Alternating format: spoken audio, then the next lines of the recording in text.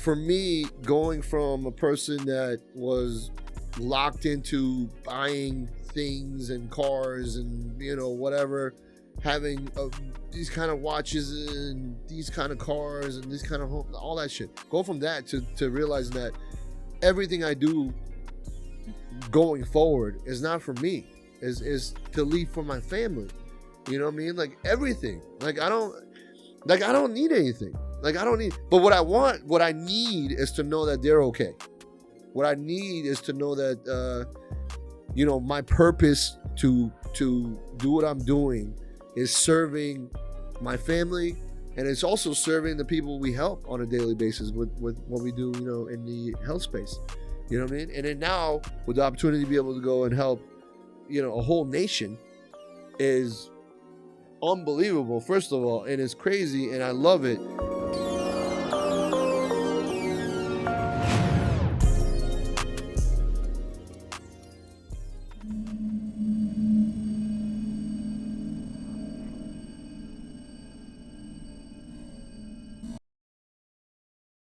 Sir, bro, this day, February 17th. This day, bro, I've had goosebumps all morning. Yes, sir. The year of the horse, specifically the fire horse. Yeah. Man, when I discovered this or learned about this, it really put me in a different state of mind. Yep. Especially after I rewound the tape on my life and those milestones that were every horse year. I was just talking to my dad about it, and you know, growing up in the church, we're told that, you know, astrology and all that. Yeah. But I'm not even looking at it like that. I'm looking at it like legit how the stars are aligned and how this fire horse energy, the last time it was on Earth was 60 years ago. I was going to say, it's every 60 years, yeah. And then to get the confirmation of saying, okay, we got a ring of fire eclipse happening shortly, probably while we're doing this right now. Usually around noon wherever it is when the eclipse happens. And then, you know, fast forward to next year, it ends on the eclipse. I mean, you know what I mean? And there's other things that I've heard recently, and I don't know them by heart, so I'm not going to try to quote them. But this right here is a momentous event or occasion or year outside of us. That's the crazy thing about it.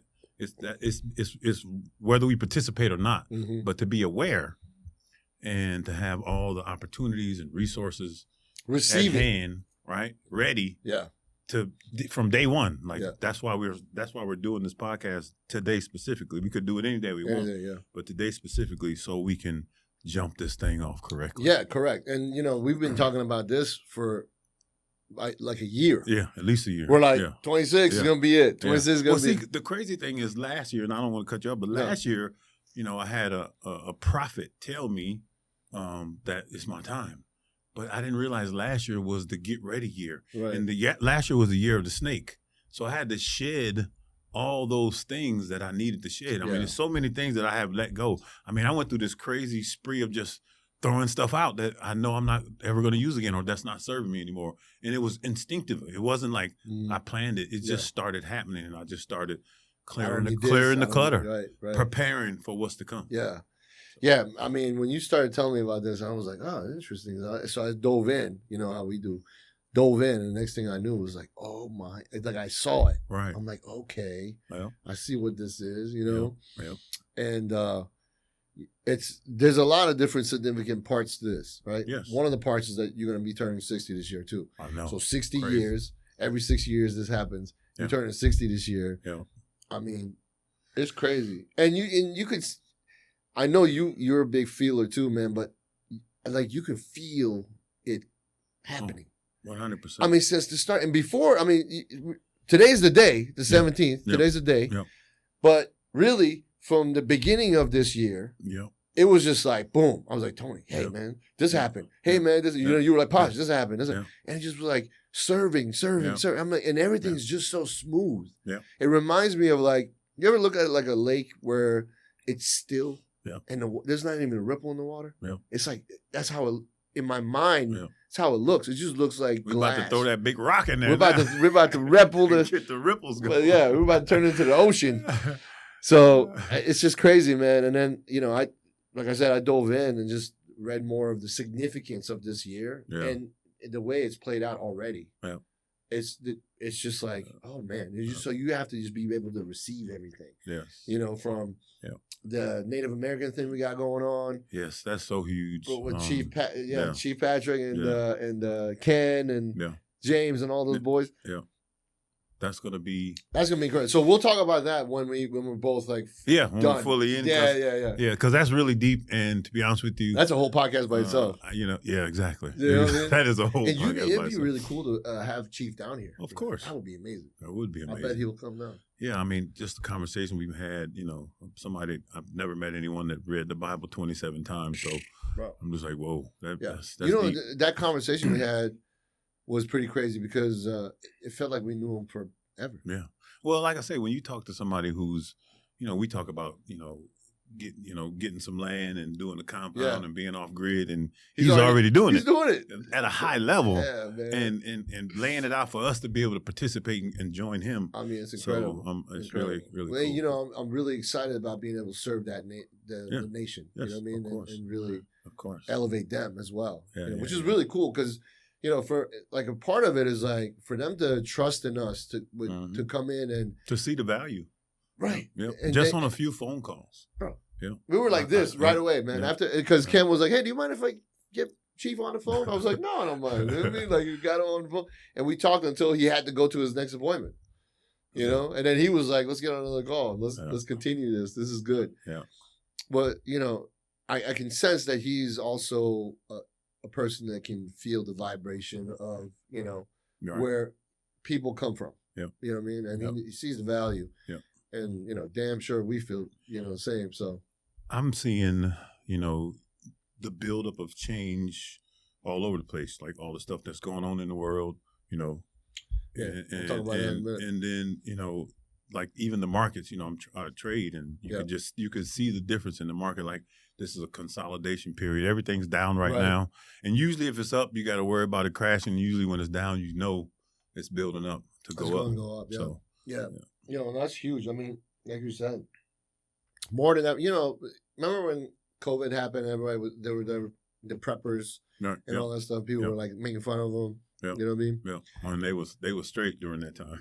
They were so straight, man. Yeah. But the thing is, like, you have to realistically, the way the world looks right now, it's not out of the realm of possibility for something bad happening where people are going to be like desperate again. Because we saw what happened when COVID happened.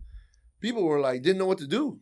No, I mean, it turned the... I mean, think about it. They shut the whole world down. Yeah. I mean, you know what I'm saying? Like you couldn't fly like nowhere. When they were talking about it, I was nowhere. just like, man, they ain't gonna shut the whole everything. Everything was shut. And they did, like everywhere simultaneously. So you couldn't drive anywhere. You couldn't go anywhere. That wasn't an accident. Yeah. So to be able to look back on that, the lessons that we've learned, it would have been awesome to be able to have a crystal ball back then to see, the things that were going to take place. But you definitely can take notes and the fact that we experienced it. So now we've seen this movie before. So I would be really interested to see what Chief was doing at that time. Oh yeah, you know what? We didn't even talk about that. But probably just same thing. Just Tuesday to him. You know what I'm saying? Like he's already living like that. Look at these crazy motherfuckers. He's already living. They're talking from window to window to each other because they can't. Yeah. But that was a test run, I think. You know what I mean? That's how I feel. Oh, yeah. Just knowing so many people in the military and stuff. And Chief was in the military as well, Mm-hmm. so he knows what's up. Mm-hmm. But I think that was just a test run where they were like trying to figure out, are people going to really listen if we tell them not to do that? They listen to everything. They listen. Yeah. Take this shot. Yeah. Okay. You can't. You know what I mean? Like I'm like, what? Yeah. No, we're not taking those shots, man. No. Well, again. I mean, as far as health goes, I don't really. I do my own research because you are responsible for your own health. Mm-hmm. So you can either give your health to your neighborhood doctor, or you can take responsibility and not do it yourself per se, but use the tools and then make your own decisions. Right. Is what I'm saying. And the thing is, right now we have the tools to be able to look into things. Oh, yeah. So if somebody says something, like, okay, let me look into it. And you can go and look into it and get an idea of, kind of, because you get both sides. In the middle is where the truth lies. You know what I mean? So you get to at least get close to it, and then you know, ask this person, that person, to see if you can narrow it down. Yeah. But like the way the world looks right now, I mean, you know, this is dedicated. This podcast is also dedicated to my country, Persia. Cool. Yeah, you know, I'm gonna have to follow your lead on that. I don't know a lot about what's going on. Oh, I mean, so when I read the stories, I get sad. Yeah. And you know, it affects me like on the inside because I could never see myself doing that to people. You know what I'm saying? It's rough. So man. when you realize that, you know, the people that are you can't even call them people, but the entities or individuals that's you know, purposely harming other people. You know what I'm saying? For their gain. Whatever, for their gain. It's just I can't relate to that at all. Yeah. All I can do is look back and say, wow. 100%, man. And so just so for people that don't know, this is our flag. Mm-hmm. That bullshit that you see on, you know, everywhere else. I mean, I hope Apple changes the emoji to this. Okay. Because the bullshit that you see out right now, all these other, the Islamic flag basically, is not our flag. Okay. This is our flag. Okay. You know what I mean? And when the Ayatollah came in, you know, when they overthrew the Shah since 79, this has been going on. So the Khomeini came into power and completely took everyone's freedom away. So Iran, before, when the Shah was in power, Iran was like America. Okay. You know, it was like the Dubai, how Dubai is now. It's like the Dubai of back then. Wow. People would go vacation there from here. They would fly there. Celebrities would go there. They would have celebrity events there. All kinds of shit. And, you know, there was bars, clubs, girls wearing bikinis. Everything was, it was literally like now. You can go on YouTube and you can see videos of this. This is not made up. When these motherfuckers came into play, they're the ones that took all of those rights away from people and made them wear hijabs, you know, and like make them hide their hair and hide their body and hide this and that and blah, blah, blah. Wow. Yeah, since 1979, this is what happened. So they've been going through this shit since then. You know what I mean? And that's why my father and my mom got us the fuck out. Because they saw what was coming. Right. So my dad, you know, we got out of there. And my dad was, you know, he had ties in with the military, and he helped the U.S. military as well, and he worked. And when that shit happened, he was like, we're out of here. You know what I mean? And we left, bro. We left. Our entire family was there still. And we got out. And we got out. My dad got us out, and it was like, no, we're going on vacation. Meanwhile, we had like 20 suitcases. Like, we're going to be a while. Yeah, we're going on a long vacation. You know what I mean? We ain't coming back. And then, you know, and we immigrated here exactly how you're supposed to. Like, we went to Germany and we did our paperwork and we waited. We waited until the U.S. said, okay, go for your interview. We went for the interview. And then they said, okay, yeah, you guys are approved. And we came in. Wow. Awesome. But for my parents to make that sacrifice, to leave their entire family, I'm talking about mom, dad, sisters, brothers, cousin, everybody. Right. You know, I remember, like, even when I was really young, but I remember when we were at the airport, there was this big glass wall, and all of our family was standing on the other side. Right. And I was young. I didn't even realize, I was saying bye, but I'm not realizing, like, I might not ever see these people again. Do you know what I mean? It was like that. Until later on, like that image is still in my head, even now. You know, so now when I think about it. I mean, I could see it when you're saying it. Bro, I'm telling you, it's crazy. So, you know, and now luckily we got a lot of our family over here now. Good. But through the same, you know, through the same thing. Yeah. You know, like you get your permission, you come here, you file, you wait, you know, do the whole thing. And a lot of our family is here now. We still have a lot of family there though. Right. You know what I mean? I mean, we have family in Europe. You know, I have my dad's brother lives in Netherlands, in Amsterdam. So we have family all over. We have family in Australia. You know, all over. We have family everywhere. But, you know, to see how, you know, they killed like 30,000 people in the last couple of months for protesting. So imagine in this country, right? People don't like Donald Trump. They go out to protest against Donald Trump. They getting paid to protest, though. Well, yeah, but I'm just saying, just imagine if it was like an actual, like real protest. Like just people being people, and they just don't like him. right? And they go out there and protest. And Donald says, you know what, just go kill all of them. You know, and they kill 30,000 of them. And then they arrest all these other ones and take them to prison and they torture them and all this shit, right? Wow. This is what they're doing to people. You know what I mean? Like they don't have the freedom to even protest that what is happening to the like all of these mullahs, this regime that's controlling everything. These motherfuckers are all multi-billionaires, millionaires. You know, they have houses all over the world. You know what I mean? The ones that are doing the bad people, the regime, right? The bad regime. Yeah, they're the ones that are doing this. So it's this group that's controlling everybody. So everybody's like, "Fuck this!"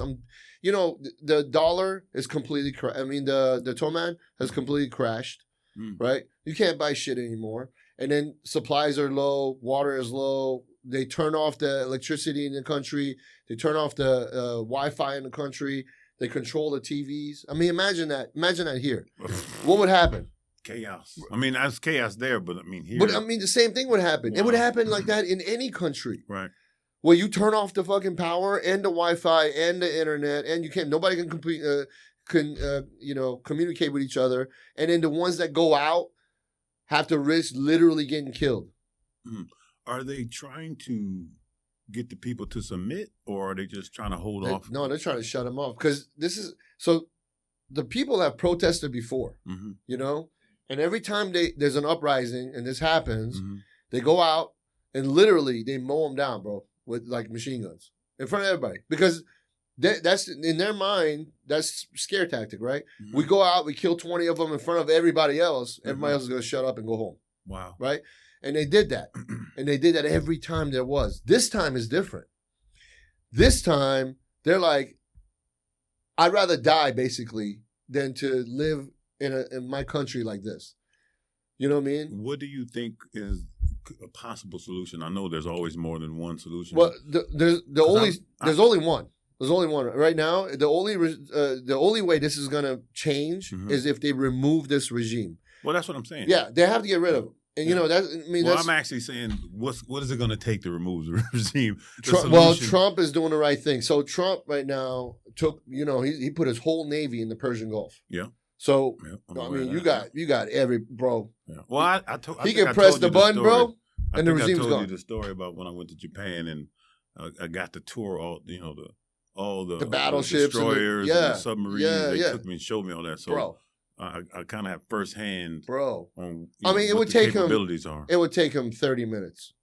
Oh wow! It would take him. Yeah, America's Iran does these dumbass. They're doing the dumbest shit right now. They're making AI videos about missiles and stuff like that. They have. Oh, we do this. We can hit the U.S. from here, but. I'm like, motherfucker, you ain't hitting the fucking goldfish 10 feet away, man. Again. Like I say, I'm American. I've always believed in our military. But when I went and saw and got the explanation of what it is and what it's capable of, I was just like, whoa. And I watch a lot of YouTube and I watched like the different fighter planes and stuff that we have, bombers and all that type of technology is. And actually the size of our military, not soldiers, but the Navy and the Army, Air Force and all that. Yeah. Like we're like it's not even close. It's not even close. We have more than like 4 or 5 different nations combined. Bro, it's not even and that's the ones we know of. Right. That's true. They have shit that we don't even know of that they can unleash if they need to. So do you think it's gonna be something similar to Venezuela?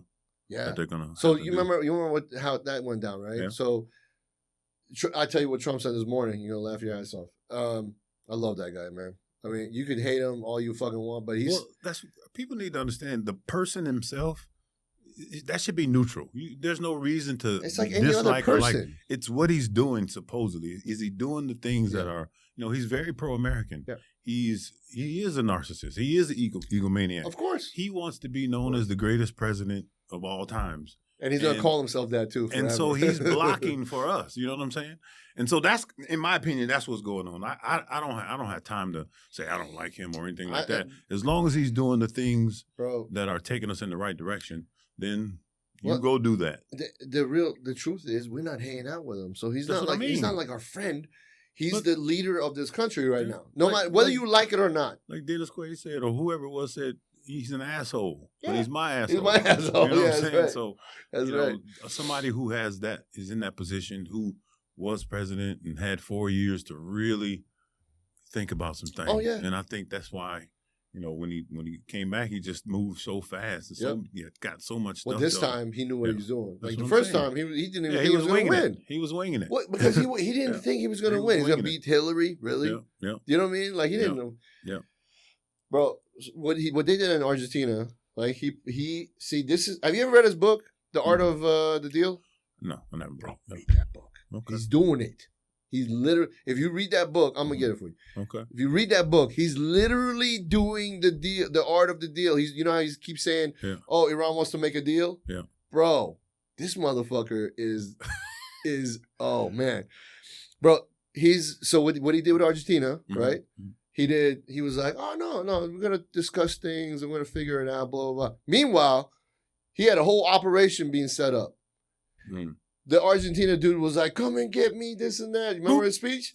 Bro, They went in and they got him out of the fucking country. They didn't even know what happened. Wow. They didn't even know what happened, bro. What he said yesterday was, he's like, listen, if he keeps talking, I'm going to post the pictures of where he's hiding. Mm-hmm. Because he already knows. I know in the past he's done that. Send them the picture of their house and. Oh yeah, no, he said he's gonna post the picture for us to see. Wow. He's like, I can get to him anytime I want. There's nowhere you're gonna hide. You better go hide on another planet because on this planet you ain't hiding.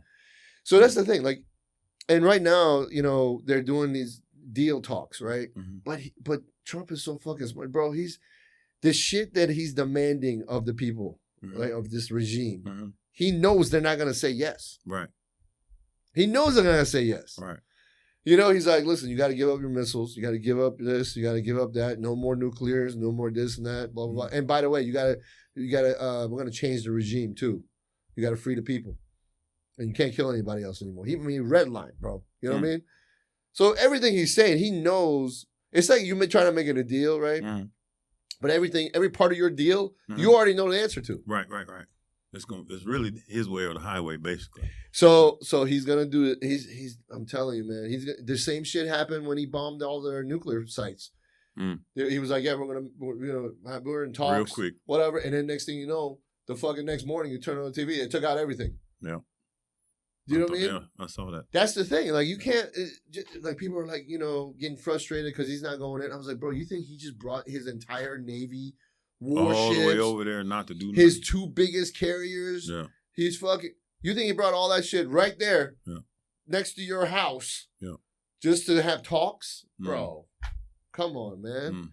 So, and at the same time, the Shah's son, Reza Pahlavi, is, he's constantly talking and there's all these, dude, there was 1 million people in Germany that came out and supported, what's going on. 1 million just in Germany, man. But this is going on all over the world. What's the Germany and Iran connection, or was that just coincidental? A lot of Persians went to Germany, like we did. Like our family went to Germany to be able to get our approvals to come to America. Okay. So a lot of refugees went there. Like a midpoint. Yeah, I mean, it was. I don't know if Germany's always been cool with Iran. Yeah. You know what I mean? But like back when Shah was, the craziest thing right now is China is in with Iran because they get all the oil and shit from there. When you say Iran, with the current regime?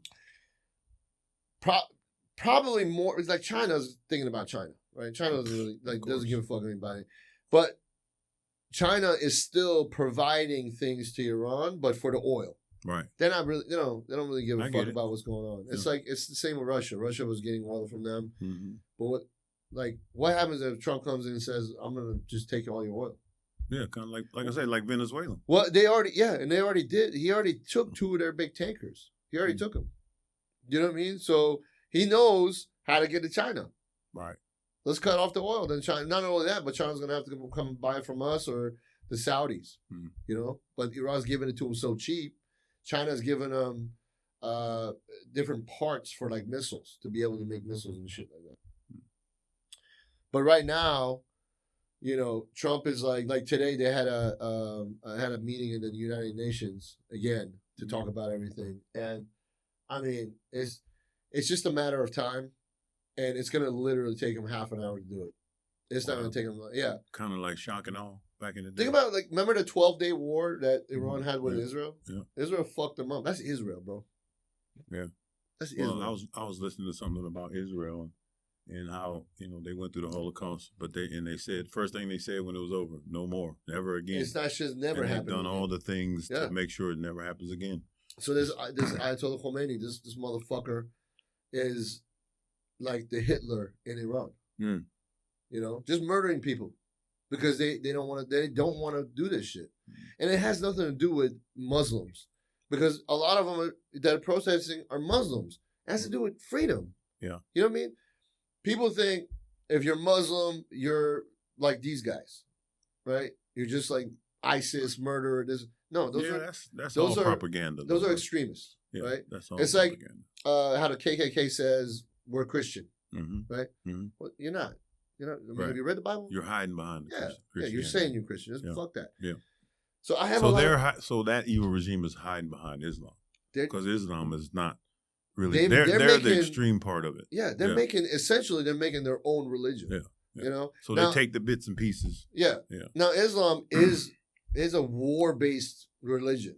That's just a fact. If you ever read the Quran, the prophets were all warlords. You know what I mean? It wasn't like Jesus was like. Not that you're saying that religious part in Quran. So the Ramadan starts today, right? Yeah. So are they still like doing all? Don't they take a break for that? No. Well, they ain't taking no breaks right now, bro. Well, I'm saying like it's not going to stop. But you understand what I'm saying? Like in other words, if you're really following religion, you're supposed to purify yourself. And that's what the fasting and all that is supposed to be like that. Yeah. If in a perfect world, yes. Yeah. But the funny thing is, there's a lot of the population have converted to Christianity. Yeah, I've heard that. You know what I mean? But they can't be out. They can't do it publicly. Can't say it. Yeah. They can't be in the churches, right? Because these motherfuckers, they won't give you the option to choose your own religion. They're like, there's one religion, and if you're outside of that, that's treason to God, which means we're gonna kill you. Can't have any churches. Not allowed. It's illegal. We'll burn it down and kill everybody in there. Man. You know what I mean? Like I'm like, what kind of fucking religion does that? You know what I mean? To be honest with you, a lot of these, religions are serving the God of this world. Yeah.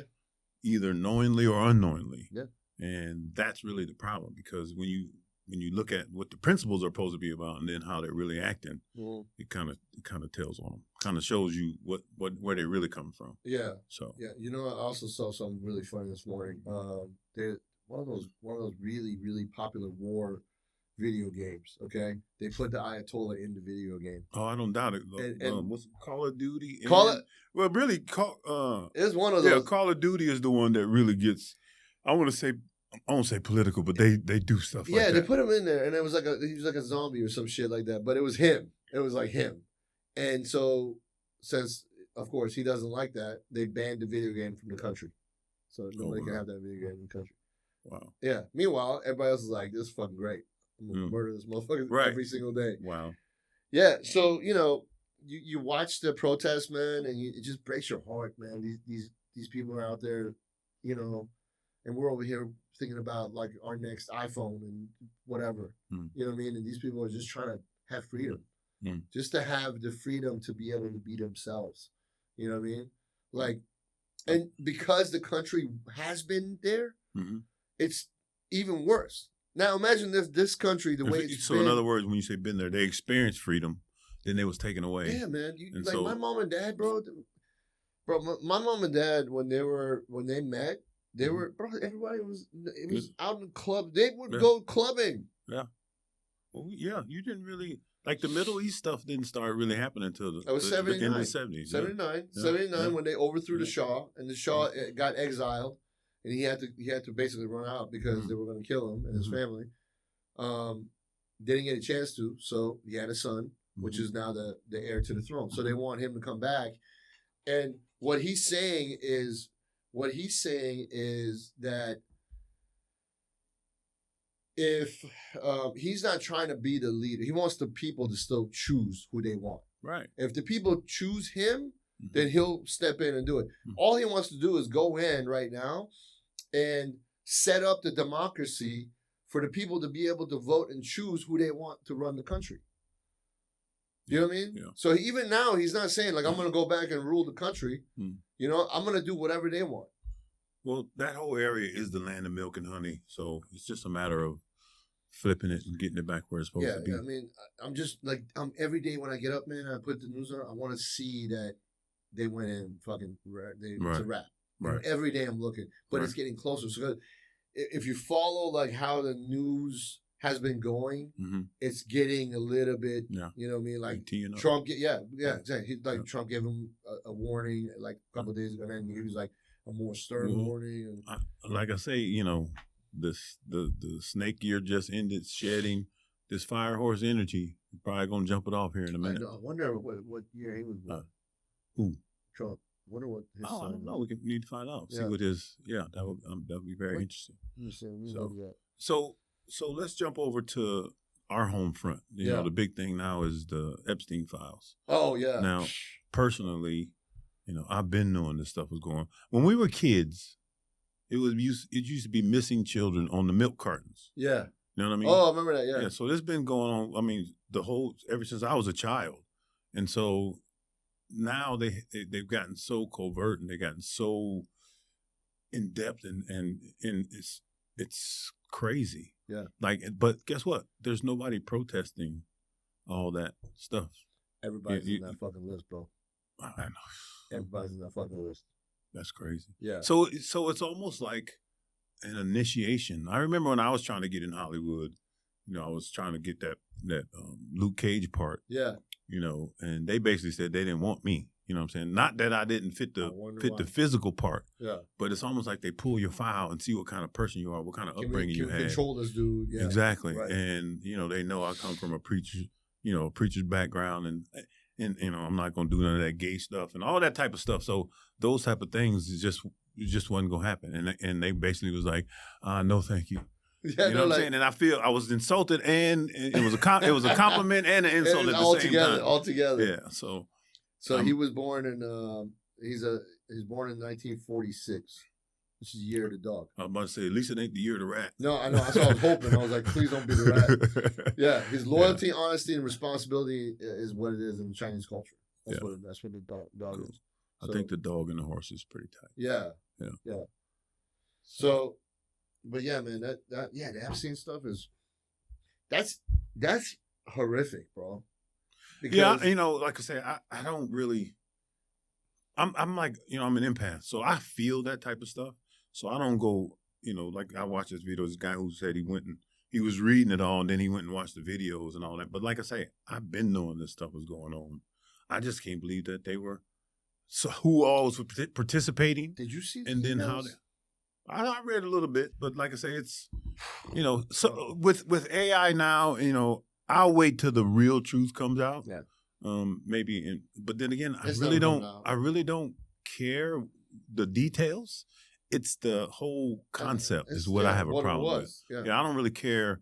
You know, I don't need to hear all the gory stories and all that. But I know all about the, you know, the eating, all that, all that type of stuff. I know all about that type of stuff. I've read books about, you know, things like that going on. Yeah. So in Hollywood and all that shit. And what it's for and what it means. You know, that stuff is ancient. Mm-hmm. This is, you know, this is being revealed now because this is the time of the age of Aquarius, the time of the apocalypse, the revealing. Yeah. All this stuff is coming to light. People have been hiding in the shadows, you know, for decades. It's all about to be thrown out, on the carpet, so everybody can see what's going on. Yeah, man. I mean, and like I say, nowadays, you know, you have to choose a side. My whole life, I was like kind of in the middle. I wasn't really, you know, my family side was Democrat, but my brain is more conservative, so I was kind of right in the middle. Mm-hmm. You got to choose a side now. Now it's you know, it's good or evil. Yeah. It's not Democrat Republican. It's good or evil. No, it's good or evil. Yeah, it's good or evil. Yeah, I know some great Democrats. I do too. I got horrible Republicans, bro. So, we know we have there's good and bad on both sides. Like people, it's not the group. You know what I mean? It's the person. It's you know, like it's crazy to me, but Epstein stuff. So I mean, like right now, man, there's just so many signs of there's the Iran thing, there's the Epstein thing. There's the war still going on in Russia. There's so growing up, Seventh-day Adventists, we used to read the book Daniel and Revelations. They talk about the tribulation and the time of trouble. Now it definitely could get worse, but it's almost hard to imagine it getting worse. You know what I'm saying? Yeah. And I think, most people judge how bad something is on how much it's actually touching them. Yeah. I live in the suburbs, so I'm not feeling the heat and the pain. Yeah. I can feel it emotionally, and especially when my heart goes. I get sad when I see people abusing animals and whatnot. In other words, I have feelings. I'm kind of in tune with nature and how it's supposed to be, or how my vision of the way it's supposed to be. So when I see people who are completely opposite of that, I don't understand it. You know what I'm saying? Yeah. But I also know where it comes from, and I know a lot of times a lot of people have been embodied by evil spirits, and you could tell. Because one minute you'll see the person, they look, and then you hear about the evil stuff that they do. You're like, well, how can that person be that? And it's kind of like in Beyonce, she talks about Sasha Fierce, how that's her alter ego. Well, I believe everyone has an alter ego, and a lot of times when you let that evil one drive, you do things, and then when you come back to your senses, you be like, man, I can't believe I did that, or whatever. And that's why you have all this documentation, all these stories and videos of people that they really did do that stuff. You know what I mean? Yeah, so, you've heard people do stuff. I just blacked out, and next thing I knew, I'm dead. Like, you didn't black out, mama. Yeah, that's what I'm saying. That demon came out. That's what happened. That's why I tell people all the time, like, cleansing your temple. Those evil energies, demons, whatever you want to call it, they are it's real. They're dwelling in the filth in your flesh. And when a lot of people we have these addictions that we all, and I'm guilty of it too. Thank God, he has purged me of, most of that stuff. I mean, it's, if you let it control you, it will control you. If you don't rein it in or remove it from your body, and that's why fasting and prayer is so important. As a matter of fact, I don't really talk about me fasting or whatever, but, I wanted to come into this horse energy clean. So I started my fast last night. And I'm going to try to go till at least tomorrow. We'll see how it goes, because I woke up this morning kind of hungry, but I was just like, Musa, got me some lemon and honey, lemon and cayenne, and some shilajit. So I feel all right now. But so that's, I'm going to sacrifice that so I can, basically remove anything that's not supposed to be there. And usually, 24, 36, 48 hours of fasting, you go into deep autophagy, and you start to, you just start to purge a lot of that stuff out of your body. And that's, that's what I wanted to do to start this year off, right? Yeah. I mean, for people who are having kids, could you imagine like having like a little baby right now that's coming up through this stuff? Well, I have to imagine it, because Nico and Kiara are expecting. You know what I'm saying? So, me as, now I would want to have my own child, but I want as many grandkids as possible. Even some great grandbabies. So, I was just, I sent Nico some stuff about, he's born in the year of the snake. Yeah. His life path is 6, which so is mine. And he's a nurturer. All the things that he is, I mean, it's so on point. It's on point, yeah. It's so on point. And I said, boy, you are living in your purpose. You are literally doing all the things that it says that you are and you're supposed to be doing. Like all of it. It's crazy. He's teaching. He's, he got the kids nurturing. I mean, he told me the other day when he found out that, I don't even know if I don't know if they revealed to everybody else what they have, so I won't say it. Don't say no. But he said, what did he say? I'm about to go to a whole nother level of daddying. Oh. So I got an idea. Yeah. So he's it'd be really interesting to talk to him and his wife. Yeah, we got to get him on. We got to get him on because I would be really interested to see how they're gonna, because they're so good about managing everything with their kids. Unbelievable. It's the most on point. Not just the kids, but just the whole thing. Like, I talk about it all the time. And when they first got together, I don't know any details. Yeah. But when I see how she multiplied him almost instantly, like just elevated. Just physically, actually, with, you know, with the babies and all that, but just the level of person. He was already a super incredible athlete. Yeah. You know, then he went and got his masters and all that type of stuff. So, like I say, they're just leveling up, and almost like I become a fan of my own child because, you know, I left home at 17. I had a lot to figure out, and I didn't, you know, like I say, being raised in the church, it didn't prepare me for the real world. You know what I'm saying? Like I had this perception of, you know, everybody's good. Give everybody, you know, face value a chance and all that type of stuff. And that's really not the case. No way. And so when I see how, you know, how they've just set themselves up for success, and they're very diligent and almost militant with with how everything is lined up in the schedule. You know, I go over to, you know, we go for the holidays. You know, I love to cook. So cooking for them and then watching them enjoy it and just that whole everything, they just really did a really great job. So I'm patting myself on the back for having such a great kid. It's genetically part of you. You know what I mean? It's 100%. still part of you. Yeah. Even though he's an individual himself, it's still, man, you know. I give his mom a lot of credit too. I'm just saying, you know, they're just doing it right. And I know they're not perfect. That's the scary part. It could be even better. I'm like, bro, they're way ahead of the curve, man. Yeah. There's only one other family that I've seen that I can tell you off the top of my head that's like that. Yeah. And that's my boy Brian. That was the construction company. Yeah. Bro, I went to, so we're like friends, we're like brothers now, right? So we went from, he was referred to me to get himself right and in shape and feeling good and longevity and all the stuff we do, anti-aging. And then that turned into a friendship, and then now it's like a brotherhood, right? So now it's like so the first time I went to his house to talk to him and go over his protocol with him and stuff, I go in, he's got, I want to say 4 kids, maybe 5 kids. But he's got this family, man, that's like perfect. His wife, perfect. Wow. His kids, like, behaved. I was like, so I had to tell him. I was like, hey, man, listen, I know a lot of people. I know a lot of homes. Right.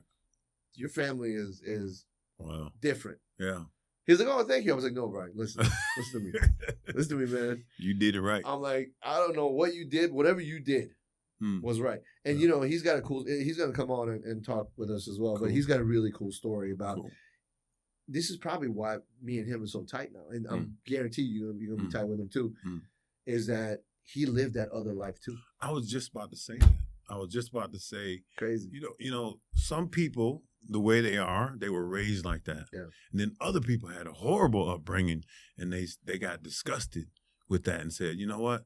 No more. Oh yeah. And they made a change. So it works both ways. Sometimes you are blessed and your parents taught you all the rules and they set you up for life, and you got the trust fund and you listen. Exactly. And you actually listen. You listen. And then you got people like me and you, definitely me. Yeah. You got to go through all the crap. Man, we went through all so you can learn all the lessons of what not to do. Of what not to do. Yeah, become an expert of what not to do.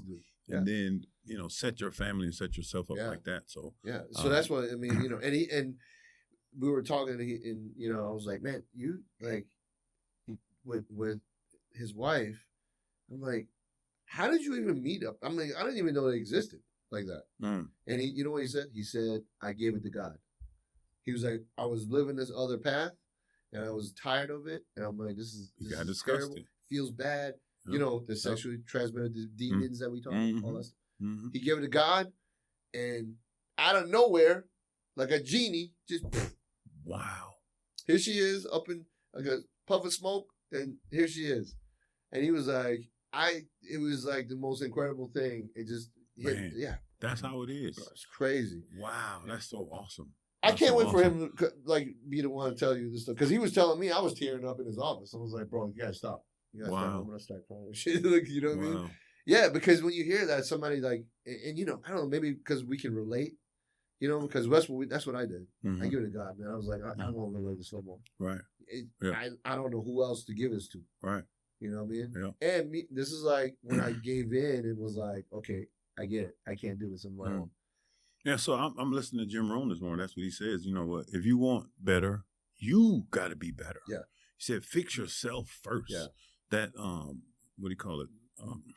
Personal development is everything. So whenever, if you find yourself, lost or broke or whatever it is, you turn it within and focus on yourself, make yourself better. And that's how life gets better. Yeah. And that is so, so very true. Isn't it funny that something that simple? Yes, that's simple. It's that simple, man. Because you really, all we really can control is this right here. That's all you got. What you listen to, what you see, what you eat, what you say. What you choose to watch, this little 3-foot perimeter is all you got. That's all you can control. So it couldn't be put in a simpler way. But it's simple to say, but if you're caught in that life, it's hard to be like, man. Well, because the life has you though. You know what I'm saying? Like you're chasing money, you're chasing women, you're chasing drugs, you're chasing pleasure, feeling good, all that type of stuff. Partying. When lust is driving the car, you just make you how they say, man, I'll risk it all. You know what I'm saying? Yeah, I'll risk it all. And they be serious. Don't do that. People are serious. You risk it all for this. Like, wait a minute, hold on. For a nice butt and some tits. You know what I'm saying? Like that's how when testosterone is driving your car, that's a possibility. Yeah. If that's the only thing driving it. You know what I mean? If you got no hands on the wheel, that's gonna happen. Yeah. And I was watching this clip about and Tyrese was saying this on a podcast. And he said, he's like, and coming from people like that, that were like in the limelight and super famous, girls were nothing, cars, whatever. Yeah, I think he really loved that chick that did him like that. Oh, dude, he fucking he broke him down, man. He was really invested. But his wife now is his savior. You know what I mean? It's really God, because again, God's the reason that she showed up in the first place. Yeah. But his wife now is his savior, and he was saying, when a man's going through some shit, cleavage and an ass is not gonna help.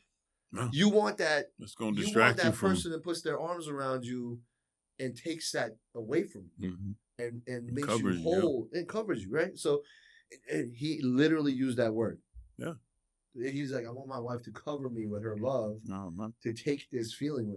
He's like, I want to know that my wife is going to step in and cover me when everything is bad, right? When we're not making money, where, we're struggling, where we're whatever. I want her. He's like, at that point, her cleavage ain't going to help me. Nope. Her ass ain't going to help me. Nope. Her sex, you know what I mean? Like none of that. Nope. The only you gotta have that substance, bro. This is why I say, man, we talk about this all the time, is men are so simple. If you just cover that man and take that shit away, that man will fucking give you everything that you're wanting. You're demanding, whatever you want to call it. Everything that woman wants she can get it from that man. If she just gives that man that. Just cover him, man. Just make sure he's good. Society has, created this whole, competitive spirit with men against women. I'm just as good as you. We should be paid the same. All that type of stuff. And I'm all about them equality, equal pay. But the hierarchy of the family should remain intact. And when it doesn't, it just spills out on into everything that you're doing. So. I'm so blessed to be with the woman that I'm with. When she just really blows my mind as far as just how much of just a hustler or a go-getter she really is. She's like, okay, it's going through some things. All right, I'll be right back. You know what I'm saying? She was like, I'm about to hit these streets. She cracks me up. She always figures out a way to make things happen. I feel like she covers me. Whenever I'm not all the way on point, she got my back, and she loves me for me. That's the part. Not like when I was up here, she loved me. When I was down here, she loved me. You know what I'm saying? Like it's man. I remember when I retired, I stopped lifting, and my physique is going away slowly but sure. She's like, hey, I ain't signed up for this. You need to get back in the gym. Yes, like, you need to get back in the gym and get your. You know what I'm saying? And so that's when when someone loves you. When you're if you're a husband or a boyfriend and you're trying to teach your woman certain things, that dude cares about you. You know, women need to understand that. He wouldn't say shit. They don't want to compete against you. No. Like when they see you doing what you're doing, they just be like, cheerleading, you go, girl. Let's go. But when they try to see what, where you're falling short, listen, you need to take heed to that because they're just trying to make you better. That's the problem. No, they take that as control. And criticism. Yeah. Negative criticism. Right. You know what I'm saying? Like, in other words, they're missing the whole point. I keep saying, man, if a man is telling you, hey, listen, Andrew Tate says this, okay, and it makes a lot of sense when you listen to it, and whether you like the guy or not. Andrew Tate, yeah. So he said, if I tell my girl, hey, don't go out into a nightclub with your single girlfriends, that like to do drugs and drink, I'm telling you that not for me. Right. I'm telling you that because the outcome's bad. Right. You know what I mean? But the way women take it is, he's controlling. Yeah. Yeah. He's telling her not to go out. Like, no. Yeah. I mean, you can avoid so many things just by not putting yourself in that situation. Nothing good happened to it, man. We ran clubs. Did anything good come out of fucking club? You know how many times you see people that were married or engaged or in a relationship be single as fuck? Like I say, the old and the people who was around, the old 112. Oh, buddy. You know what I'm saying? 112 was especially in the early 90s. There was you walk through that door, you're single. Yeah. I mean, it's just going to be hard to go in there and not participate, not indulge into the equation. And that's how it is at every nightclub, man. Like nothing good happens. Like it's if you're going to a nightclub and you're going into a nightclub because you know what you're going into, that's different. But if you're going, we're gonna go dancing with my friends. Meanwhile, 3 of your friends. Yeah, it's just not. It's not the same, man. And thank God it's not the same. But it's not the same. It's so different now with the OnlyFans and all that type of stuff. Back then, all the you had the stripper situation. Like I don't even hear the word stripper no more. Like do girls still do that? I know a couple of clubs are still open. Most of them shut down, bro. That's what I'm saying. Like it's a different world we live in. They open their laptop. Yeah, it's a different world we live in. It's a weird time. I mean, and that's another thing, man. Social media has fucked up the whole thing too, because now girls think, he's doing this. That's okay. I'm gonna go on my Instagram and just pick another one. Swipe left or right or whatever. But that's what I'm saying. You know what I mean? Like that's how it's gotten. It's gotten to the point like nobody really gives a fuck anymore. Like they're in a relationship. Yeah, it's good. And then as soon as it gets bad, it's okay. I'm gonna go get another one. I'm gonna go to my DMs. Yeah, you get in an argument. It's not even like nobody's like, I actually. We got into it over what we was eating, and now I want another one. Now I'm entertaining. Yeah, it's like that's. But that's legit. I mean, that's what's going on. Yeah. We both have friends that are divorced or single, and they're out there dating, and they're like, bro, it's so bad. Yeah. You know what I mean? I mean, I've heard women say the same thing. I've heard women say it's really bad. I believe it. Yeah, because if you're a person that's looking for wholesome and like a real thing, all that type of stuff. I mean, you're traditional. You got to peel back a whole bunch of layers because it's all. I mean, we joke about it. Like, we say like we got to go to like a village in the middle of fucking nowhere with no internet, no Wi-Fi to have a shot. Yeah, I used to say you got to go to a different country, but even now it's bad there too. You got the tourism. They got the Wi-Fi, man. It's the same. You got to go to a village with no Wi-Fi, no fucking wires. Yeah, you got to go find a fucking on a zebra, butt naked. Yeah, like Eddie Murphy said, man. I mean, that's legit. But remember what else he said? He said, now if you bring Fufu back, you can't let her mingle with American women. I want half. Yeah. Next thing you know, you have a pissed off African in your kitchen. Yeah. Give me half, Eddie. Yeah. But that's what I'm saying. So it makes it so scary for people to, actually want to work on a relationship, like a real relationship. Because they're like, what if I put all of me in this and then we have an argument and then, you just want to go to your DMs. Yeah. I think everything runs in cycles. I think it'll come back around because it'll get so disgusting that it hopefully when it'll Jesus come comes back. Yeah, maybe. Reset. Yeah. It's definitely gonna be a mindset type flip. You know what I mean? It has to. It's gonna be. All right, I'm tired of these dating sites. I'm tired of this, that, and the other. I'm deleting them. You know what I mean? Yeah. And then a lot of men and women are choosing to be single, but that's a lonely existence. at least minimally physically, but to not have someone to, share your true feelings with. Yeah. And most people can keep up a facade or image for a long time, but then, that humanity comes. Who you gonna share that with? Yeah. You know what I mean? Or end of the day, you wake up one morning and you're 80 years old. You got it doesn't matter. You could be in the biggest house in the world, have all the money in the world, have all the cars, have all the. It fucking won't matter. That's when you really become successful. When you realize all this stuff is just stuff. You always hear that from older people. Yeah, and you realize that all this chasing and all that, it's nothing. It's not worth it. So we know. That's why I say, I had to change my why. All the things I did before, when I was bodybuilding was just, I wanted to have the best physique in the world. I wanted to, be in the limelight and the spotlight and own the magazine covers and all that. And then when all that was over, I was just like, it's so far over, it's ridiculous. I mean, you know what I'm saying? I know people still call me the X-Man, but you know what I'm saying? That I had to pray that demon out of me so I can actually see reality and so I can change my why to, I want to see my grandbabies have babies. I want to be healthy. I want to be coherent and sober and, all that type of stuff because I didn't care about that stuff before. Crazy, you know what I'm saying? I just stayed in the mirror and that just I was focused on that. But like I say, when that's over, that emptiness, and like I say, my woman was loving me the same way then, now as she was, you know what I'm saying? And that's makes all the difference in the world. They don't make people like Kelly anymore. No, she's definitely one of them. Just like Chase's wife. Shout out to her, man. Just like her, man. People like that are not. It's hard to come by. It's a unicorn.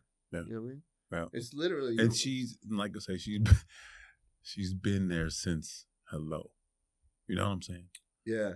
Isn't it funny you remember that the first time? No, that's one of the most vivid memories. The whole setup is, damn, I married that bitch. And then 20 minutes later, it's hello, and we literally been together since then. Wow, nonstop. Fucking crazy. You can't even make that shit up these days. No. You know what was so crazy though? We were talking about before, is that because of AI, and people like fucking Musk and shit like that making these robots. And man, when they release all that, and they keep talking about it, I think it's gonna be all of a sudden we're gonna go from the first couple of models are gonna be out, and then it's just gonna be. It's gonna be exactly when all those those kind of jobs where it's not a whole lot involved. They're gonna be gone. Yeah, all the factory shit. Yep, and then they're gonna be like, get your whatever what they call them, Optimus. Yeah. 80,000, zero money down. Get you an Optimus, blah, blah. You know what I'm saying? Yeah. Those are the commercials that's going to be coming out. The dating ones will come out. Yeah. Where you can program, what do you want? I want a brunette with this color eyes, this color skin, this tall, and I want her to be like this toward me. And they'll program that shit and they put it in. So you saying one day we're going to be walking down the street and gonna be a dude, dude walking, holding the robot's hand, walking. You won't even know that robot's gonna be so fun. Already, have you seen the ones already they're just fucking around with? Yeah. It's insane. Yeah. It's I'm like, no, this ain't real. Yeah. It's insane already. Yeah. Imagine in 10 years, bro, they're gonna have that shit out. And you think it's gonna take 10 years? Not even. I'm saying. Yeah. I know. In 10 years, it'll just be everywhere. In 10 years, it's gonna be be normal. And that's so crazy. When you walk into a showroom, Tony, because when you think about it. When you say 10 years, think about it. 2016, I retired from bodybuilding. Yeah. 2006, I won my first pro show. That was 20 years ago. Bruh. That's crazy. That's like that. That's crazy. Yeah. It's like this. Yeah. I mean, before you know it, it's going to be 10 years, man. And then at 10 years, you won't be able to tell the difference. They're gonna have heaters in their fucking body where it's gonna. They're already They're already downloading consciousness, so it might even be crazier than that. It might be, but at the very least, it's gonna be like that. And then what's gonna happen to dating? Dude's gonna be like, I'm not even fuck real people. I'm gonna go program this. I'm gonna get a 2026 model. You know what I mean? Like, you know what I mean? Like, I'm gonna get When that. were you born? 2030? Yeah. I'm 30 years old. Right. Right. And you can program it and then never age, and they give you everything you want, and you program. And the same for the girls. The girls are like, fuck dudes, man. I'm just gonna go pick a guy. So you'll have robots saying, "Oh, you just about to get you a new model yeah, now." Yeah. What do I need to do to stay? Just upgrade me. Let's go. Wow. What a time to be alive. Bro, you what remember a like time to be alive. we used to watch movies back in like the 80s and 90s and shit. Like they would have those shows like, oh shit, man, that'd be crazy if that happens. Yeah. And now it's literally happening. Yeah. You're like, oh my God, dude. Oh, the Jetsons is right around the corner. Yeah. I mean, you know, forget Tinder. There won't be no more. Like all these days, it'll be gone. What is that? Build a bitch? Yeah. Exactly. Build a bitch. You walk in the showroom and you're like, hey, I want that model, but I want, you know what I mean? Like Sony presents right. Build a Bitch. Build a Bitch, yeah. You go to the mall like that, you just pick a phone. Just enter all the details. That's right. And 30 days later, we'll deliver it to your house. Yeah. Man, that's crazy. Yeah, man. This is all part of what's the reason it's happening. Is like if people were like traditional, this shit wouldn't exist. Nobody would give a fuck about it. They'd be like, no, my life's great. I'm not gonna fuck this up. Now, because it's like so crazy, and we talked about this before, you know, people think the grass is greener on the other side, and it's not even fucking grass, it's turf. Right. You know what I mean? Yeah. It's spray painted turf at that. Yeah, and you don't even, I'm like, whoa, wait a minute, this feels different on my feet than regular. It doesn't feel like the earth.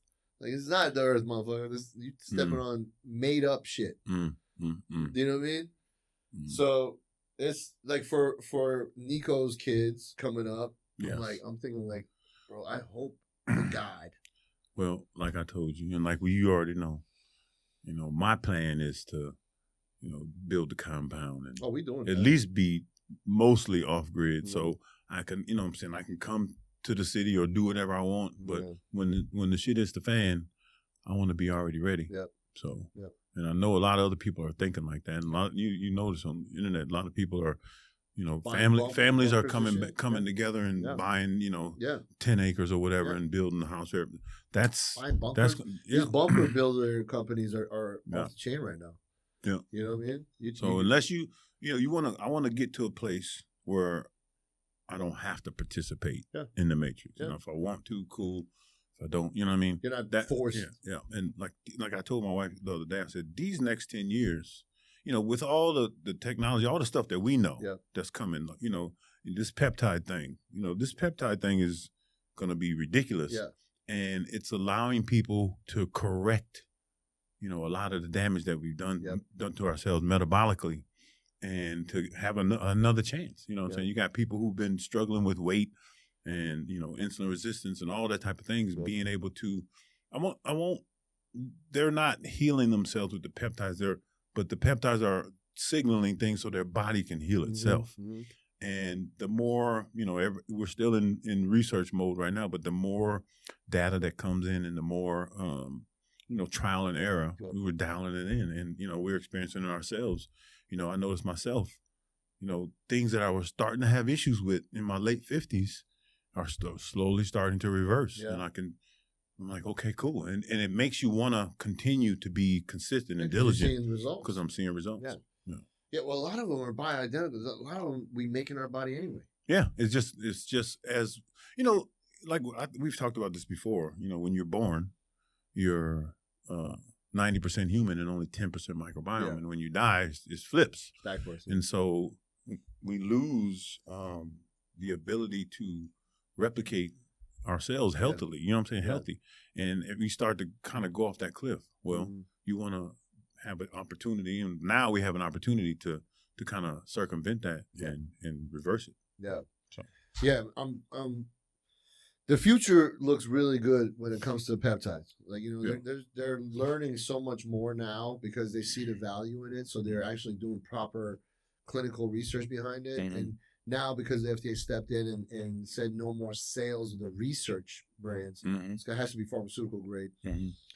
That changes the game altogether because now people are not getting research products that are coming from places that are not regulated. Right.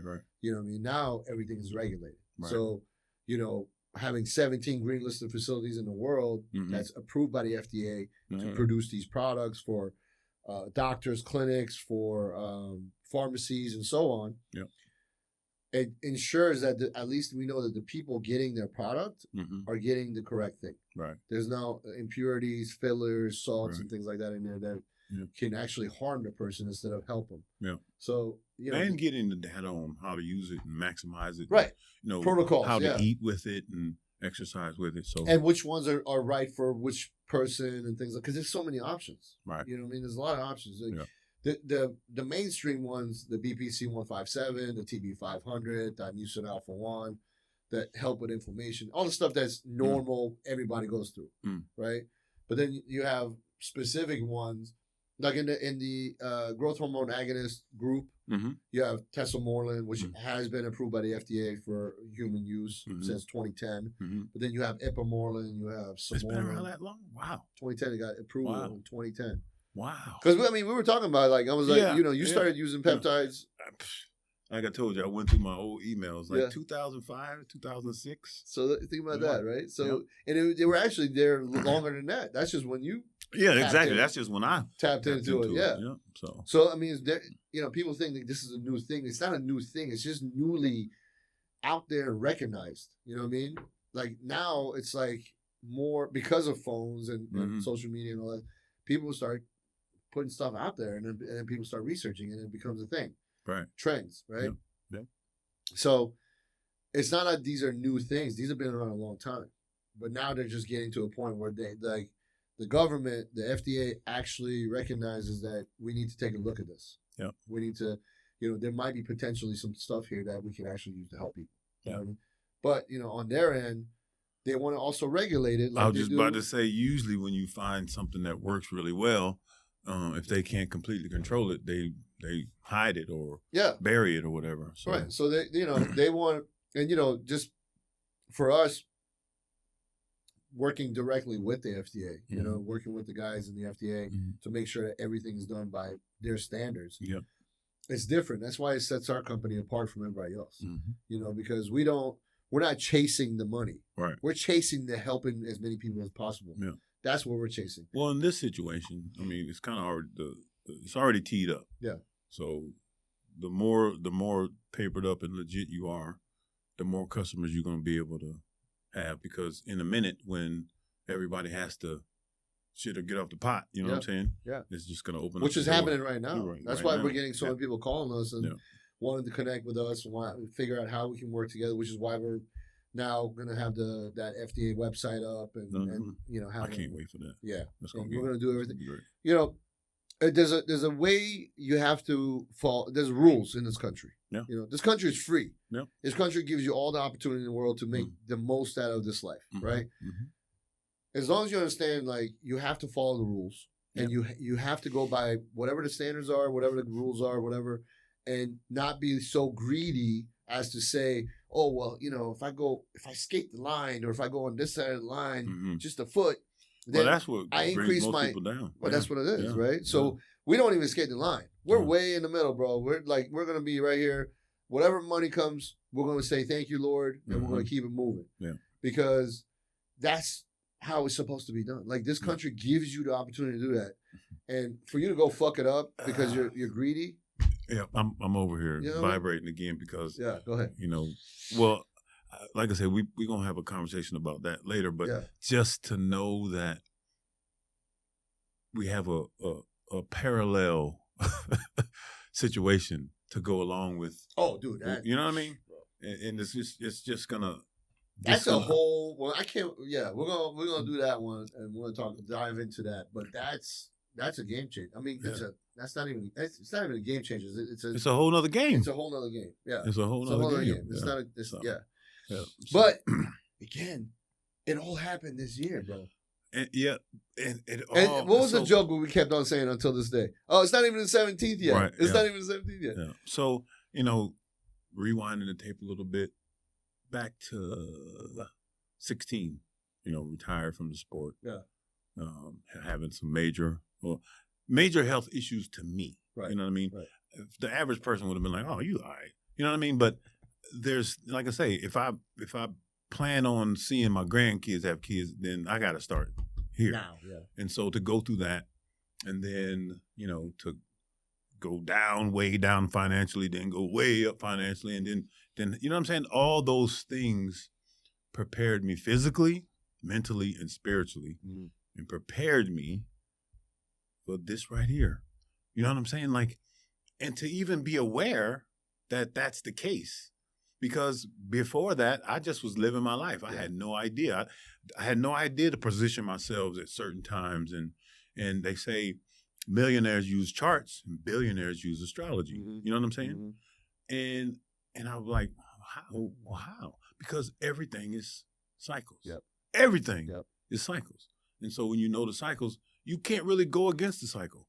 You can ride the wave of the cycle if you know about it, or you get busted in the mouth because you don't know about it.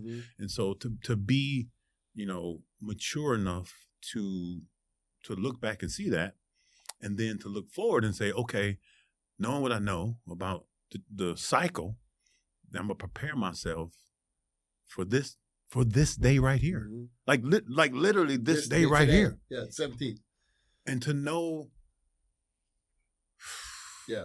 You know what I'm saying? Like I can almost, we can't tell the future and nobody's promised tomorrow, but what I'm saying is the cycle is going to continue with or without you. Yeah.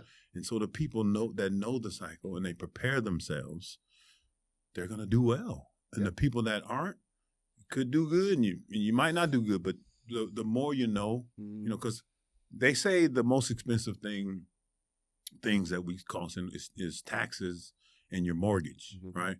Well, and to be honest with you, what I heard from a billionaire said the most expensive thing in the world, in other words, what you're going to pay the most for is the shit that you don't know. You know what I'm saying? Like I didn't know that. Yeah. Oh yeah, you could have saved $10,000 or $100,000. You know what I'm saying? Yeah. It's the stuff that you don't know. Right. Somebody else that you're dealing with, they know the secret and you don't. It's going to cost you. Yeah. So that's what I'm trying to do. Try to enlighten myself. And that's what I've been doing for this last 6 years, especially, like I say, after, having millions of dollars in your hand. And you know what I'm saying? Like, I learned from that. Do whatever you want. I learned from that. And so now I know it's a cycle. Yeah. It's coming back. Yeah. Well, this time I'm going to be ready. I'm going to have all my buckets ready. Yeah. So when it starts coming, I know where to put it. And that's the difference between the young me, the young ignorant me who was just, living life. Being the X-Man was sweet, bro. Yeah.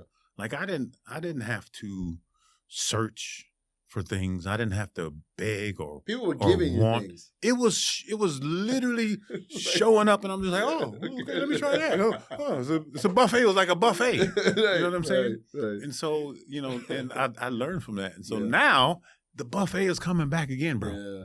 But it's totally different because I'm perceiving it completely different. Right. And so that's why I'm just so pumped and excited. Again, if you look at my number, I'm a 33. Yeah. And I have a 6 life path. That means I'm a nurturer, teacher. Right. I'm living in my purpose, and all the things that all the knowledge and wisdom I've acquired, I'm in a position to where I can share it with people. Like I did a consultation yesterday. I didn't mean I stayed on the phone for an hour. I thought it was going to be like 15, 20 minutes. As an accidental consultation? Well, no, it wasn't. The consultation was set, but you never know how deep you're going to go with someone. I do that all the time. Every day. What I'm saying? Every day. Yeah. So now, I feel blessed to be able to listen to someone and be able to come up with a solution. Several solutions, and they got to choose one because now it's up to you. Once I lay it out in front of you, like I said, like my Mark Wallace, my trainer, you said the best program in the world is the one that you'll actually do. So now I have the ability to sit down and listen to people, and then put together a program that I feel that will work. But now I got to also create something to where they can digest it, to where not only. So in other words, they don't see what I see yet because they haven't experienced it. But I'm listening to you and I'm applying my wisdom to your situation.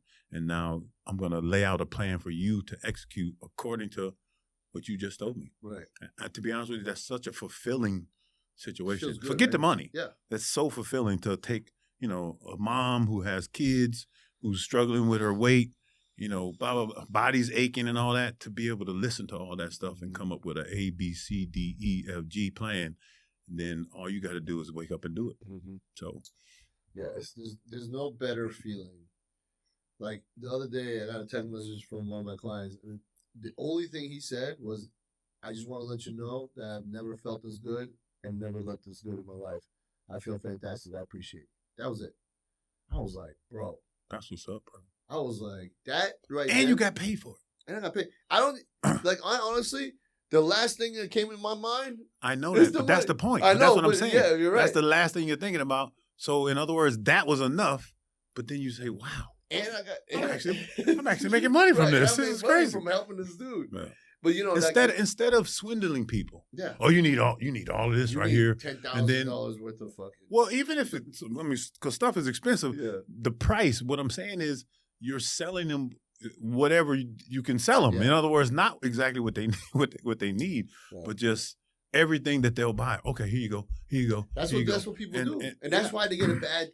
That's why they go to these clinics, you know, and they go in there. Like, dude, yesterday, you would not believe this, bro. I have a client, good client of mine. Oh, you talked to him actually. I don't want to say his name, but you talked to him about him and his son. Okay. By getting a diet. Yeah. So I went to his house. Mm. He had a bottle of Samorlin from Game Day. They charged him $500 for it. What? I couldn't believe it. I was like, get the fuck out of here. Not 500. He's like, no, he's charging $500 for me. I was like, this is Samorlin though. He's like, yeah. I was like, Samorlin money. I was like, he should.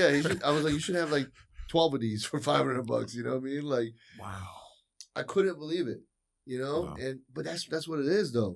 Yeah. They're going to these clinics, and these clinics are just selling them shit. Like, I'm like, first of all, why would they even give you that? That's like the last thing you need. You don't need that. We need to do. We need to have the doc on here. Yeah, and we probably can't do all the peptides in one show. We'll have to break it up. We just need to like take the top 10 or 15. We could do it, and really go down. You know, and educate people on what they are, what they're for, what they do, who it's good for. The recommended dosage according to if you're trying to lose, gain, or whatever. Yeah. Because I think that would be very helpful. Because it's a lot. You know, it's the wild, wild west. And it's crazy. There's that one MD though. What's his name? The guy that we like. Which one? The dude with the shaved head. Oh, he does reviews on all that shit. Oh, you talking about Trevor Bertmar? Yeah. Oh, he's good. He's good. His delivery, you know, some people, yeah, exactly, exactly. But you got to understand, and what I think people realize this. The man has seen over 1 million people, literally. Yeah. So he's speaking from experience. So once you know something, you know, and you I'm allergic to stupid, bro. Yeah. You know what I'm saying? 100%. And you could tell he's allergic to stupid. Yeah. So in other words, I'm giving you a layup, and now you're going to run back to the 3-point line. Yeah. You know what I'm saying? Like, the information that he's putting out and the information that we put out is from experience. Mm-hmm. Yes, there's other ways to do it, for sure. 1,000%. But guess what? I done already messed up 17 times. I'm trying to save you from doing it. So you might not only mess up 2 times. Yeah. You know what I'm saying? Think how much farther ahead you're going to be if you just don't mess up. Don't mess up the other 15 times. Don't do that right there. Yeah. See all these things, right? Yeah. This is the one you need to avoid. Yeah. And then some people go straight for that. You ever see the video of the shepherd? The sheep is in the pit. Yeah. And he gets the sheep out of the pit and it takes off running and then jumps right back in the pit. You know what I'm saying? Like that's what people do. Yeah. It's like I call them ask-holes. Yeah. You know what I'm saying? They ask you all these questions.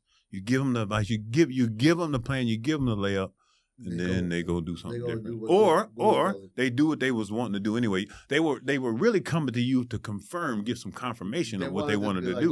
But when you told them it wasn't right, they was like, "Oh, I'm gonna go to somebody else because I want to do this." You know what I'm saying? Right. So in those cases, I'm like, "Well, go ahead and mess up." So now you know. You know for fact. You know what I'm saying? Like, you know, talking to my kids.